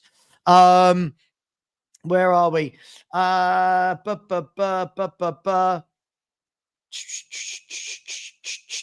You come back in, Alfie, and said, anyone ever said we need half time so Ange can work his magic? Big up to Alfie. This is the problem. You knew at the weekend he weren't going to change anything up, and we came out and conceded immediately. Every game, it's the same thing from this manager. He has no idea on how to plug gaps. He can't spot danger and rectify it. That's why I'm just getting really bored with people like Matt and Reezy. They don't get tactics. People like Matt and Reezy, I'll ask them right now, tell me what his tactics are good for. Then fuck off, Petro. Then fuck off. We don't need you here if you're going to be rude to my guests. That's simple. If you're rude to my guests, fuck off. What an absolute prick. Sorry, I'm not having that. Sorry, I'm not having that. Don't be rude to my guests. Don't ever be rude to my guests, you absolute knob. Sorry, guys. I can't stand dickheads like Petro when they do that. Yeah, see, look, Petro, you're a rude prick. Fuck off. You're a horrible bloke. Horrible bloke. You're saying he's chatting garbage. He's been nothing but truthful. Nothing but truthful. What a horrible person you are. 9 days away. How's your fourth place prediction going, Phil Coys? Remember when you said Spurs would finish fourth and above Arsenal? Remember? Nah, fuck off, mate. You're a horrible bloke for saying that. Horrible, horrible bloke. Horrible, horrible, nasty bloke. Ange got 1 point in 12 games. That's criminal. Angepostecoglou has 1 win in 10. 1 win in 10. 1 win in 10. Let that sink in. Sorry, everyone, if that was rude. People can't come on my channel and be rude to my guests. No. My guests give up their time. My guests give up their time to come on, help me, join the show, give me their valuable time, and then you got rude people like that in the chat, chatting shit, not having it. Yeah. Phil Coy said we were going to finish above you. Fourth. We were going to be fourth. You were going to be fifth. Listen, it's what I'm saying. Receipts. People are never accountable. People are never, ever accountable. Never accountable. They just change their mind. Mad. He really can't. He really can't. Matt, you can't. Matt, for once, come on. Do you know what I'm going to say, Matt? Come on. Come on and tell us his tactics. His tactics, you've seen for 19 months, have been the worst in Spurs history. So you can sit there and go, blah, blah, blah. Doesn't matter. Listen, mate, have I played football before? Yes, I've played football before. I've worked for 2 Premier League clubs, mate. I've got all of my UEFA coaching badges. So you can come on and do this. Have you played football? His tactics are terrible, Matt. They're non-existent. As well. I can say this as well with a degree of confidence. From the age of 6 to 16 before my knee injury, 10 years in the Brighton youth setup, at 15 years old, training with Michel Kuipers and Bobby Zamora before my injury. Have I ever played football before? Yeah, damn straight I have, to a high level. And I'm still a pretty mobile, big guy, can play in goal still. I'm doing 3 games of football a week. I am at Man vs. Fat, which is a well-known organisation that helps men with weight loss, with football. We're in different teams every season, so everybody doesn't get used to and being gelled together for God knows how long. So this year I've been thrown a curveball with 11 new guys, so I'm getting used to them. So you want to understand about football and tactics? Jesus, my friend, all you need to do is understand Sav has the pictures to show you how bad these tactics are at the highlight against Chelsea. That's the first one. Hang on, this is to prove that it's not just at Spurs. Look at these are his tactics. Look at the state of this. This Sorry, where's the rest of the defense? By the way, right? This is 8 minutes into a game. This is 8 minutes into a game, and they are wide open like that, right? Let's look at some Spurs ones. Look, this is his tactics, right? This is his tactics. I've seen these so many times. I'll sit there and laugh. This is his tactics. This is his tactics. This is his tactics. Please don't talk to me. Anyone in the chat about you don't understand football, you don't get his tactics. Matt, come on. No one will abuse you. I would like you to come on and talk normally. Tell me about these tactics. Tell me.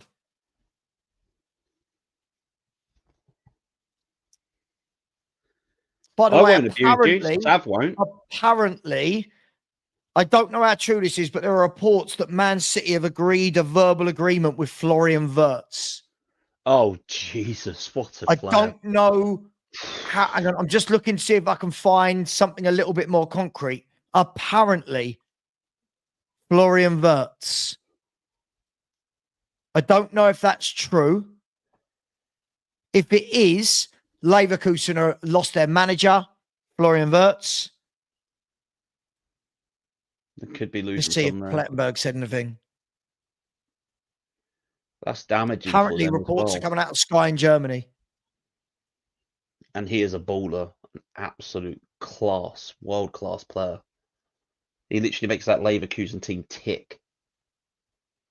I'm sitting here with a Borussia Dortmund shirt on, but there's a reason behind that. Outside of the Premier League, I do watch and consume a lot of football around the world, and to my credit, BVB or Borussia are my team in Germany.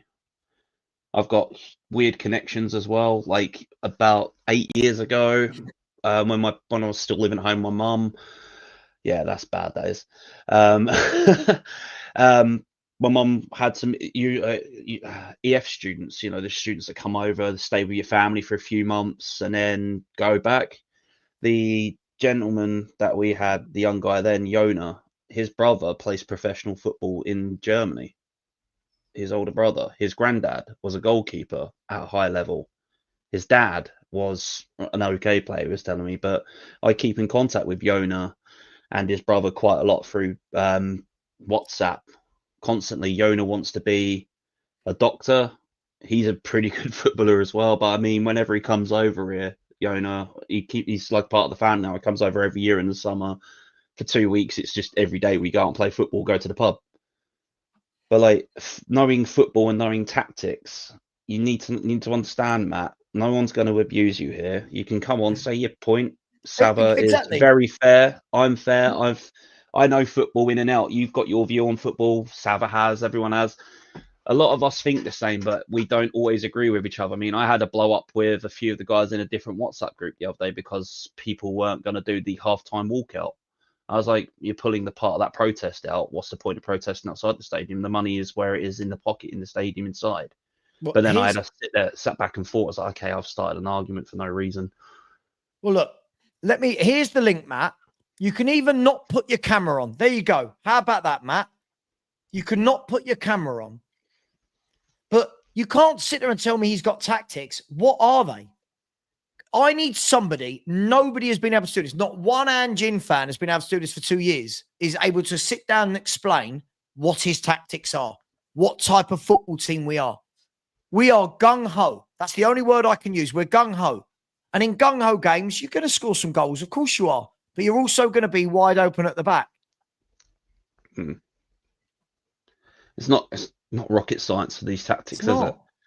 It's simple. Like I said about 5-10 minutes ago, football is black and white, easily understood with the right managers, with the right coaching team. No, Matt. No. The chat are not going to be more accepting of you because they've made their mind up on you. The same way that I can't please everybody. They've made their mind up on me. I have YouTubers, Matt, telling lies about me daily, right? They're going to say what they're going to say. I've been saying Spurs are going to win the Europa League for months. Doesn't matter. They'll tell you that I don't want to win it. That's just life. Come on. I'll tell you what. I'll ask this. Everybody in the chat, if Matt comes on and I see one remark that's rude about him, I will block you. I don't care if you're I don't care if you're a member. I don't care if you're a mod. I don't care. One bad remark, I will remove you. Matt, Hell, come on. I'll even leave. I'll leave this chat. Matt, For come you on. to come on and talk to Savva alone. And tell me what it is you like about Ange and the tactics. Right? Because this is why people think you're a troll. You're in every chat, right? You're in every chat telling us we're going to win every game 3 or 4-0. Whenever we lose a game, it's, oh, but it was a tough game. It's like, hang on, before the game, you said we're going to win 3 or 4-0. Right?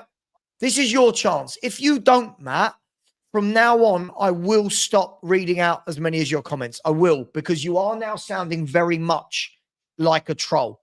You've got a lot to say in the chat, but you won't ever back yourself. You've told me there are tactics. Cool. Come on. Tell me, what are the tactics? I won't be rude to you. My chat will not be rude to you. I Come on and tell us. I'll even leave. I'll even leave so you can talk one-on-one with Sav. And I will also sit there and look for the comments. And if anyone's rude, I'll message Savva as well. Savva's got mods. They can do the same thing. I'm being very honest here. The quicker you say something and not sound like I think you're a troll, not sound like that, and actually genuinely put your opinion out there, then we might be able to understand you more instead of it just being weird comment after weird comment after weird comment. He said, give me 5 minutes. All right, fine. Give him 5 minutes. Guys, I mean it. All right. If I see any comments from anyone being rude, challenge his argument. If I see anyone being rude, I will block you. I will time you out. So please, anybody that comes on screen, I have maximum respect for. This is why I hate these YouTubers that slag you off but won't have a chat with you. I hate that. There is not a single YouTuber I would not work with. Doesn't matter whether they're right, wrong, whether I think they're right or wrong. Yeah, I don't even have a channel, and Savva lets me come on and speak nearly every day when I'm not busy, when I'm not trying to decorate, when I've not got my son, when I'm not at football or at the gym. This gentleman here let me come on and speak my part of Tottenham. Now you can come on and speak your part, Matt. I am a man of my word. I will leave. I will keep an eye on all the comments, and anything nasty, I will tell Savva. The mods are there. Savva's there. I will even back him up on this. Come on, Matt. Let's do it. Listen, he said he's going to come on. Let's give him 5 minutes. It's absolutely fine. But look, I just think we need to look. I get it. We're in a Europa League final. Yes, we're happy. We're Spurs fans. We're in a final. However, the pressure to win this has magnified. Now, what I mean by that, right? What I mean by that, you know what? I started doing my hair earlier. Right, started doing my hair. Couldn't get it to how I wanted it, and in the end, went, oh fuck this! I'll put a hat on. So now I've got powder in my hair plus a hat spin. Anyway, it's good. It's good having a baseball cap sitting around. You just advertising the merch, mate. Advertising the merch. No, they're available. No, they're not. They're not available. They're not available. Honestly, they're not. There's only one of these that exists, and it's on my head right now. Look, in years gone by, yeah, we're pissed off we don't win trophies. But you know what? In all those years gone by, the pressure isn't as much because we normally qualify for Europe via the Premier League. Now, let's have a look at this. Sorry, bear with me 1 second. I wonder if I can get it on this screen. Bear with me 1 second. If I can get it on this screen. Yes. So if you look at this screen, you can see for the last 10, 15 years, look how many of those years you've made Europe. I mean, there's been since 2008, 2009, we have not made Europe once, right? And that was when we finished 8th 2 years ago, right? So we've not made Europe once. So in all those other years, yeah, the pressure of winning a trophy, but we're making Europe through the league. It's okay, if that makes sense, yeah? By the way, I think we should be doing both. I think we should be winning trophies and finishing it high up in the league. But this year, especially as big as our club is, we should be expecting the minimum of European football. But this year, we haven't got that to fall back on. This year, now all of a sudden, it is do or die. Don't get me wrong. Man United, same boat. This is what I keep saying. Everyone going, it's more important for us. Man U fans are sitting on their channels, Corey, going, no, it's more important for us. It is massive for both teams. Now, I get that I think it's slightly bigger than us from the point of view is that Man U will still go and try and sign players like Matheus Cunha, right? That's the difference. But Man U need it. We need it. We've both had such a bad year in the league that both teams, the pressure. Now, that could mean that we see a brilliant game of football or an absolute diabolical game of football where the nerves kick in. Yeah, it's going to be a tough watch. But like you said, with the pressure, it's like it's magnified. It's like squeezing coal to make it a diamond. The pressure is that much for us as a fan base to want to win something. I'm fed up of seeing United, Liverpool, Chelsea, all those teams winning shit year in, year out. And I'm sitting there as a Spurs fan. I've not seen a cup in 17 years. In my life, my short 40-year life, I have seen 3 cup wins. An FA Cup, Worthington Cup, Carling Cup. And that's all before it was the League Cup. You know, I've been blessed to see players like Bale, Modric, Defoe, Kane, Dembele, King, Sol Campbell. Oh, that one still hurts. You know, I could take my subjective hat off to Sol Campbell, quality defender. Kyle Walker, you know, I could list the players I could list. Ginola, Gaza. I mean, I was very young when Gaza was coming through because, like, a lot of the guys in the chat are a couple of years older than me, if not older. They've got the chance to see Gaza and Hazard and things like that. I've not seen much of it, but my granddad's got. Yeah, no, I can say that to Gaza as well. But my granddad has nearly every Tottenham game he could record on VHS in his home from 1971 up to 1986. He stopped doing it because he's got hundreds of VHS tapes in his den. Yeah. Like, if he wants to relive a glory day, he just picks up a tape and shoves it in his VHS, you know. And I'm like, I'll sit there and watch it with him. Like, who's that? That's Perryman. I was like, oh man, he's quality, you know. But like, the fact of the matter is, down to it, this manager needs to win this because he needs to be able to back up his arrogance of I always win something in my second year. Because if he doesn't, he'll fall flat on his face and look like a fool. And I've been calling him out for 2 years. 2 years, the same arguments for me. Especially at the first 10 games, we were lucky to beat Sheffield. Come on, Sheffield. I think what this does, I think a European win, what this does for him, is it allows him to leave with some respectability, right? I think he leaves with some respect. Sorry, oh, hang on. Can you talk for 1 second? Because the wife's calling me. Okay, well, the respect part of it there is, yeah, he's won something. Great. Congratulations. You've stuck to your word. You've won something. Finally, Spurs fans can cheer, celebrate, and be on cloud nine just for that little bit. But we're looking at a Man United that is a different beast when they want to win things. All right, we may have beaten them 3 times already this year, but do you really think in a one-off game, in a cup game like this, of this magnitude, do you really think our players are going to be able to handle the pressure? We've not really beaten anyone of real quality to get to the final. Man United have beaten some absolute baller teams to get there, and then you have to look at the last scoreline. Was it? I think it was like 8-1 or 8-2 on aggregate they won. So they've scored more than us. They're finding their scoring boots, and yet we can't seem to score in the league. When was the last time we scored in the league? I can't recall. I'm sitting there like, now? yeah, recently in the last 10 games, how many times have we sat there and actually scored a goal and actually gone on to win a game? Let's have a look, shall we? I cannot figure it out. I'm sitting there like, there you go. when was the last time we actually scored? Right, we'll do it now. So Crystal Palace, we didn't score. West Ham, we didn't score. Liverpool, we did score. We got 1 against Liverpool, 1 against Forest. We got 2 against Wolves. We got 3 against Southampton, none against Chelsea, none against Fulham. We got 2 against Bournemouth, none against Man City. A lot of games where we didn't. I mean, look, we score every now and then. But there's no build-up play. There's no patterns of play. And again, this manager has signed 2 awful wingers that he played yesterday. Odegaard and Tell do the square root of nothing. And again, we got the fan base, not all the fan base, some of the fan base saying, sign him. You're like, no. Tell is 19. He's not there yet. And then, like, all right, Bayern Munich buy these players if they find something special about them. But if you're not even breaking into the Bayern Munich first team, it's got to be saying something. Oh, sorry. We took him on. Sorry. Yeah, I went too quick. Yeah, we did get 1 against West Ham. Sorry. Yeah. But I'm talking about in general. Like, how many times have we scored and gone on and won as well? In 10, once. I'm sitting like West Ham. Like, come on.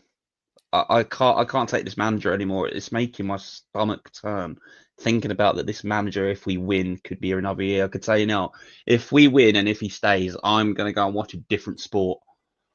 I'm going to find something else to watch. Like, but he's got to win. No matter what. Again, I'll say this until I'm blue in the face.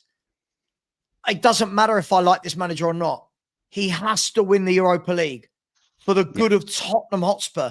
I think we've got to realise at some point, once the whole Ange in, Ange out is done, once the debate is over, we are Tottenham Hotspur fans.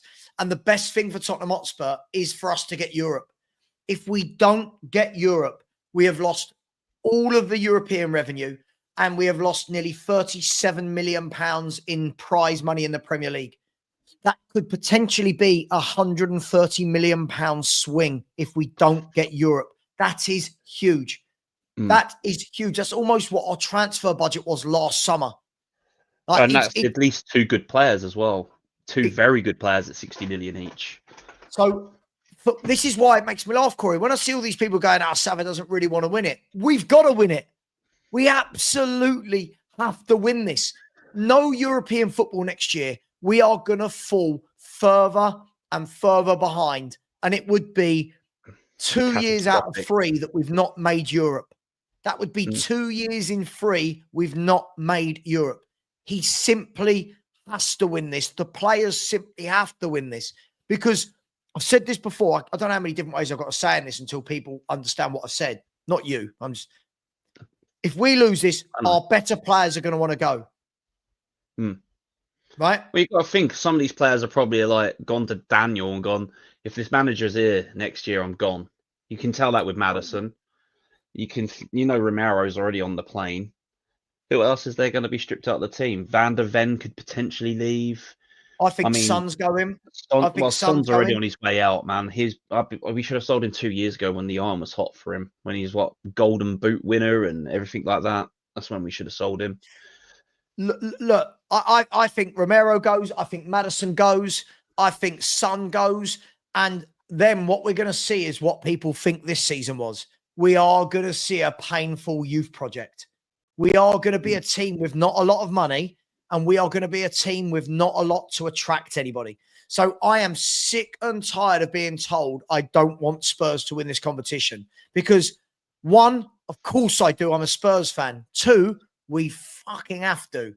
We have to win this because this could be a long couple of years without it. A long couple of years. By the way, a massive knock on, isn't it?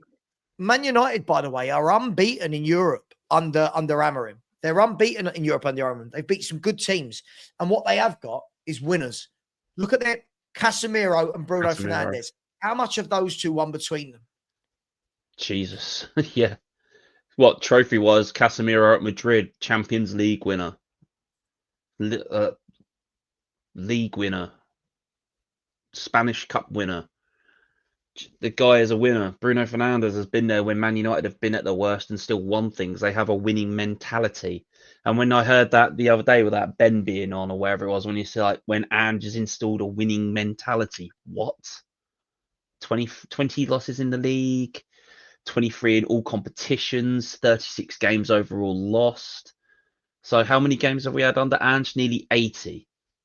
I'm guessing. Is that around 80 games of football now under Ange in 2 seasons? In the league, we've played 76 so far, haven't we? 76. So no, plus Europe. Hang on, I've got it. League Cup. Here you go. I've got it right here. 82 games. Hang on. No, that's not it. This one. Let me remove that comment. So far, Ange, so it will be 76 games once we finish this season. Of course, I don't know why I've even needed that. I could have just added 38 together twice. You know what I mean? So it'll be 76 games. But by the way, Ellie, just quickly on this point that you've made, I think, and I'm hoping that the only reason they triggered the contract extension was so they can get some money for him. I cannot believe we've triggered the extension so that he is again part of our first team next year. If we have, it's really poor. It's there. It's in the chat. I think, listen, I am going to wrap up the show. I was going to wrap it up nearly 15 minutes ago, but Matt said he was coming on in 5. He's not come on. And again, as I said, lots of the Anjin people won't come in and actually talk. And when they do, they just say things like bottom of the V Ben, like he's instilling winning mentality when all the data shows you the complete opposite. Thank you. All the data shows you the complete opposite. If anything, he's instilling a losing mentality. We've never lost this volume of games before. Never. It's utter madness. So yeah, look, it is what it is. I didn't think he'd come on. But the offer's there. There are certain people that are so adamant about their opinion. I am one of them, by the way, but I'm here every day putting it across, defending it, right? There are so many other people adamant about their opinion that just won't debate, won't talk to people, and they lose credibility with me. Look at, funny, isn't it? Our Matt's disappeared, so has Reezy, right? Isn't it? Cam. Actually, that's not fair. I blocked Cam. Notice how they all disappear at the same time. So it's like a little army of people on copium. But it is what it is. By the way, big up to Gemma. Thank you very much. Plot twist. They could all be the same person. Not even a plot twist for me. Probably very likely. Big up, Gemma. Really appreciate it. Said, thanks for making the season just about bearable. Well, listen, Gemma, I know there's a lot of people out there that hate me. Gemma, I know there are a lot of people that hate me. I know there's a lot of YouTubers that hate me. I know there's a lot of people that don't like the way I come across on my content. But you know what, Gemma? I'll always try and be as honest as I can. I'll always try and give facts. I'll always try and back up everything I say. If I say something's not good, I will present evidence as to why. I don't just say, I like it. Why? Well, it's my opinion. Because that, for me, the moment somebody uses that line in a debate, tells me everything I need to know. But it's my opinion, sure, but doesn't mean it's a good one. So it is what it is. Thank you very much, Gemma. I really do appreciate it. It's very kind, very generous of you. If anyone hasn't subscribed, please do. We are now, we're only 340 away. Sorry, absolute dreadful maths there. We are 345 away from 18,000. I was really hoping to get to that marker by the cup final. So, Corey, my front door, hold the fort. Go for it, mate. Hold the fort. I'm going for it. So, people, what are we thinking? The win here in the Europa League? Do you want Ange to stay? Yes or no? Me? No. A lot of others are no. And if we win, by how many goals? Who's going to score? I can't see it. But if we win, I'll be humble about it. I've been on this train for 2 years with this guy. I don't like him. Don't want him here. It's just hard for me to take as a Tottenham fan, as a football fan as well. These tactics don't work. They're not there. They're non-existent. They just aren't there, people. But if we win that Europa League win, if we get it, I'll be humble. I'll put my hands up. All right, he's done something, but please leave. I can't take another year. Like I said, if we win and this guy is still here next year, I'm watching a different sport until this guy's gone. I can't take it as a football fan. Forget about me being a Tottenham fan, a football fan, a non-biased football fan. Watching these tactics is like nails down a chalkboard. Great. It's so bad. It's like that. Completely agreed. Thanks for holding the fort. That's right. I mean, like, have you ever seen that film, Sergeant Bilko? It was an Amazon parcel for her, as you can imagine. Yeah. So, like, there's that scene out of Sergeant Bilko where he's writing plan on the board and not looking at it, and he spells it wrong and puts a line underneath it. That's what I think Ange does at his tactical awareness. But do you know what makes me laugh? Spell it wrong, underline. Do you know what makes me laugh with it is all he's had to do to win back a lot of this fan base is give that little speech after beating Bodo, right? He's got this speech, hasn't he? Where we've all seen it. He's given the speech. Is that the one about being a man and so forth? Well, no, it was just after the game, Sam, how proud he is, and what made me laugh about this is two things he said in that cracked me up. One, he was talking about, listen, this isn't about me, it's about you lot. I've been there, seen it, and done it. And it's like, well, no, you haven't, mate. You've been in Celtic, you've been in Japan, you've not been in Europe and done all this. Second of all, he's sitting there and says, now we've got 2 games until the final, and we're going to use that to prepare for the final. And then puts out the team he puts out yesterday and the performance and the tactics he puts out yesterday. This guy waffles. He just waffles. And I'm seeing YouTubers putting out videos going, he's pulled me back in. It just gets to me. What a speech. The players are still running through brick walls for him as they lose their 20th Premier League game of the season. Running through brick walls. 20 wins. Now, I don't know if you saw this yesterday, right? So I'll put this back up for some of you. Ready? We've got a 55.5% loss rate this season. A 30.5% win rate. We've got 4 league wins in our last 21 league games. 1 win in 10. 28 points from our last 90. We're bottom of the form table. Bottom. 9 home defeats. 6 home wins. 20 league defeats. And 5 wins in 25 league games. We are averaging 1 win every 5 games. 1 win every 5 Premier League games. And these people are saying, you don't deserve him. You're toxic. God, maybe I don't deserve him. You're right. But not for the reasons you think. Do you know what gets me with, like, Ange? I could put this down to a famous poet, Rudyard Kipling, in his poem If. There's a lot of what in that poem that you can look at Ange, like, if you can talk with crowds and all lose the common touch and stuff like that. It's like, this guy must have read some serious poetry to be able to babble absolute bull crap out every single press conference, really, isn't it? Every one. I've got to sit there and I've got to think, like, this guy is the biggest con man. Look how many he's convinced. Look how many he's convinced, though. Too many. Look how many people watch. Ange fans will go, oh, I like him, though. I don't think there's anything really likable about him. Like, at no point has he endeared himself to the fans. At no point does he say anything where you go, fair enough. Like, come out and say, do you know what? I just want to apologise to the Spurs fans because it's been dreadful in the league. Come out, say it. Sorry, everyone. It's been dreadful. I take that on board. I've got to be better. My tactics have got to be better. We go again. He doesn't. When he's asked about the 20 defeats, oh, well, we're playing in Europe. Well, hang on, last season, Ange, you said that we weren't playing enough games. Now you're saying we're playing too many games. Which one is it? He's got no credibility. And then I've got to say this as well. How could he sit there and say this when he's managing Celtic and been in the Champions League with them? Every year they're in the Champions League. He was there 2 seasons with that amount of games and the same excuses. It's there. It's on the internet. You can read up the list of excuses under Ange at Celtic. You ask some of the players were constantly injured. And how they managed to win under him, I don't know, because Rangers were a better team than Celtic 3 years ago, as Ange was starting at Celtic. It's all there. It's in black and white. The data is there about this guy. I read into him 2 years ago, and I made an opinion before that ink dried in his contract. This guy is not good enough. I looked at his tactics. I looked at everything from Japan to Celtic, everything.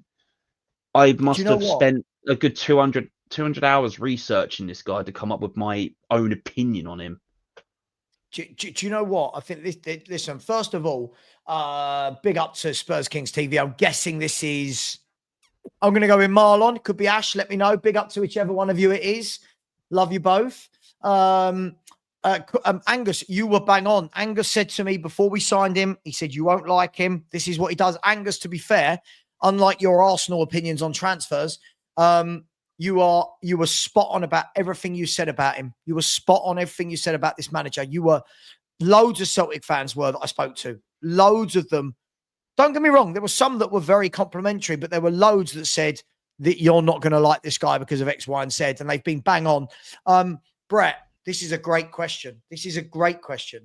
What version are we going to get in the final? What version are we going to get? And somebody made a great point yesterday, Brett. They said Crystal Palace play the same formation as Man United, right? Wouldn't yesterday have been a really good chance to put out more of your first team and say, hey, this is what you're going to be breaking down in the final? Because Aston Villa, when we play them, Aston Villa don't play 3 at the back. Aston Villa play 4 at the back, very different to how Man United play. So again, he's talking about preparing for a final. Doing what? What's he preparing? How's he preparing? Now, what got me with yesterday's pick? I know Kinksky. I know he's a good young goalkeeper, but we don't need another good young goalkeeper when we've already got, including him, 7 on the books. We've got Austin. We've got Whiteman. I've never seen play for Spurs, let alone in a friendly. I can't even recall if he's ever played. We've got young Josh Keeley coming through. We've got the young German goalkeeper as well? Can't remember his name. Spurs have got Kinski, Vicario, Austin, Forster, Keeley, Luca Gunter. That's the one. I feel like I'm missing one. Oh, Whiteman. Spurs have got 7 goalkeepers. And yet in the January window, we decided that another goalkeeper is what's needed.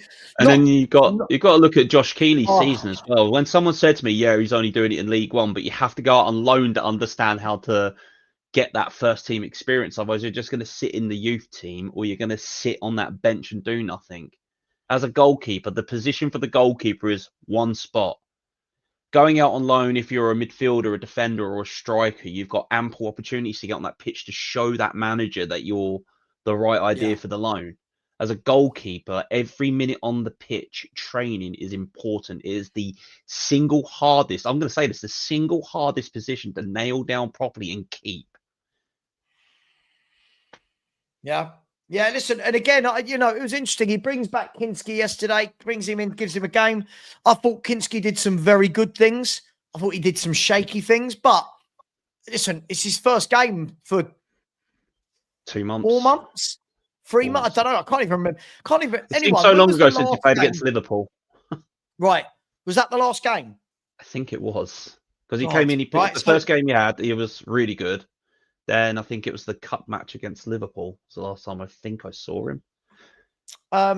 Guys, I am going to end it there. It's now officially been 23 minutes since Matt said he was going to come on. I think we've all seen now that it's just trolling for the sake of trolling. Same as Reezy. It is what it is. Listen, I've got nothing against him. There's no need for anyone now to be rude to him, but it does mean I've just lost just that little bit of respect for him.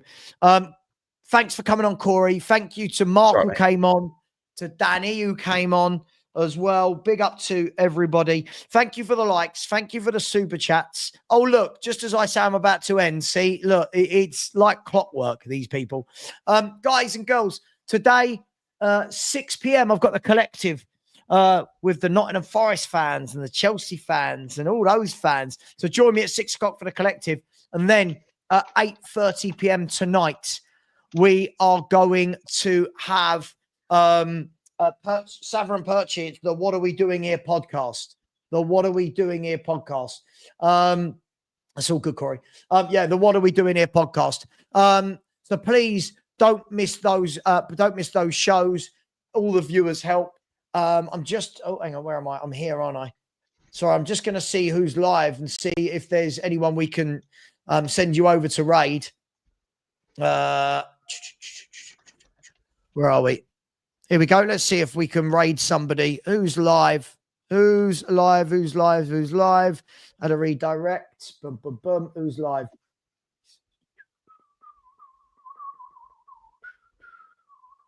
Who's live? Anyways, not many people live. I'm going to redirect you to Saeed. George is on there. I'm going to direct you to Saeed. He's on there with George. So if you could please go over there and just say Savva raid, that'd be amazing. Please do. It really does help YouTubers. So thank you very much, everyone. Take care. Have a great day. I'll see you tonight at 6. And other than that, Ange out, Levy out. But come on, you Spurs.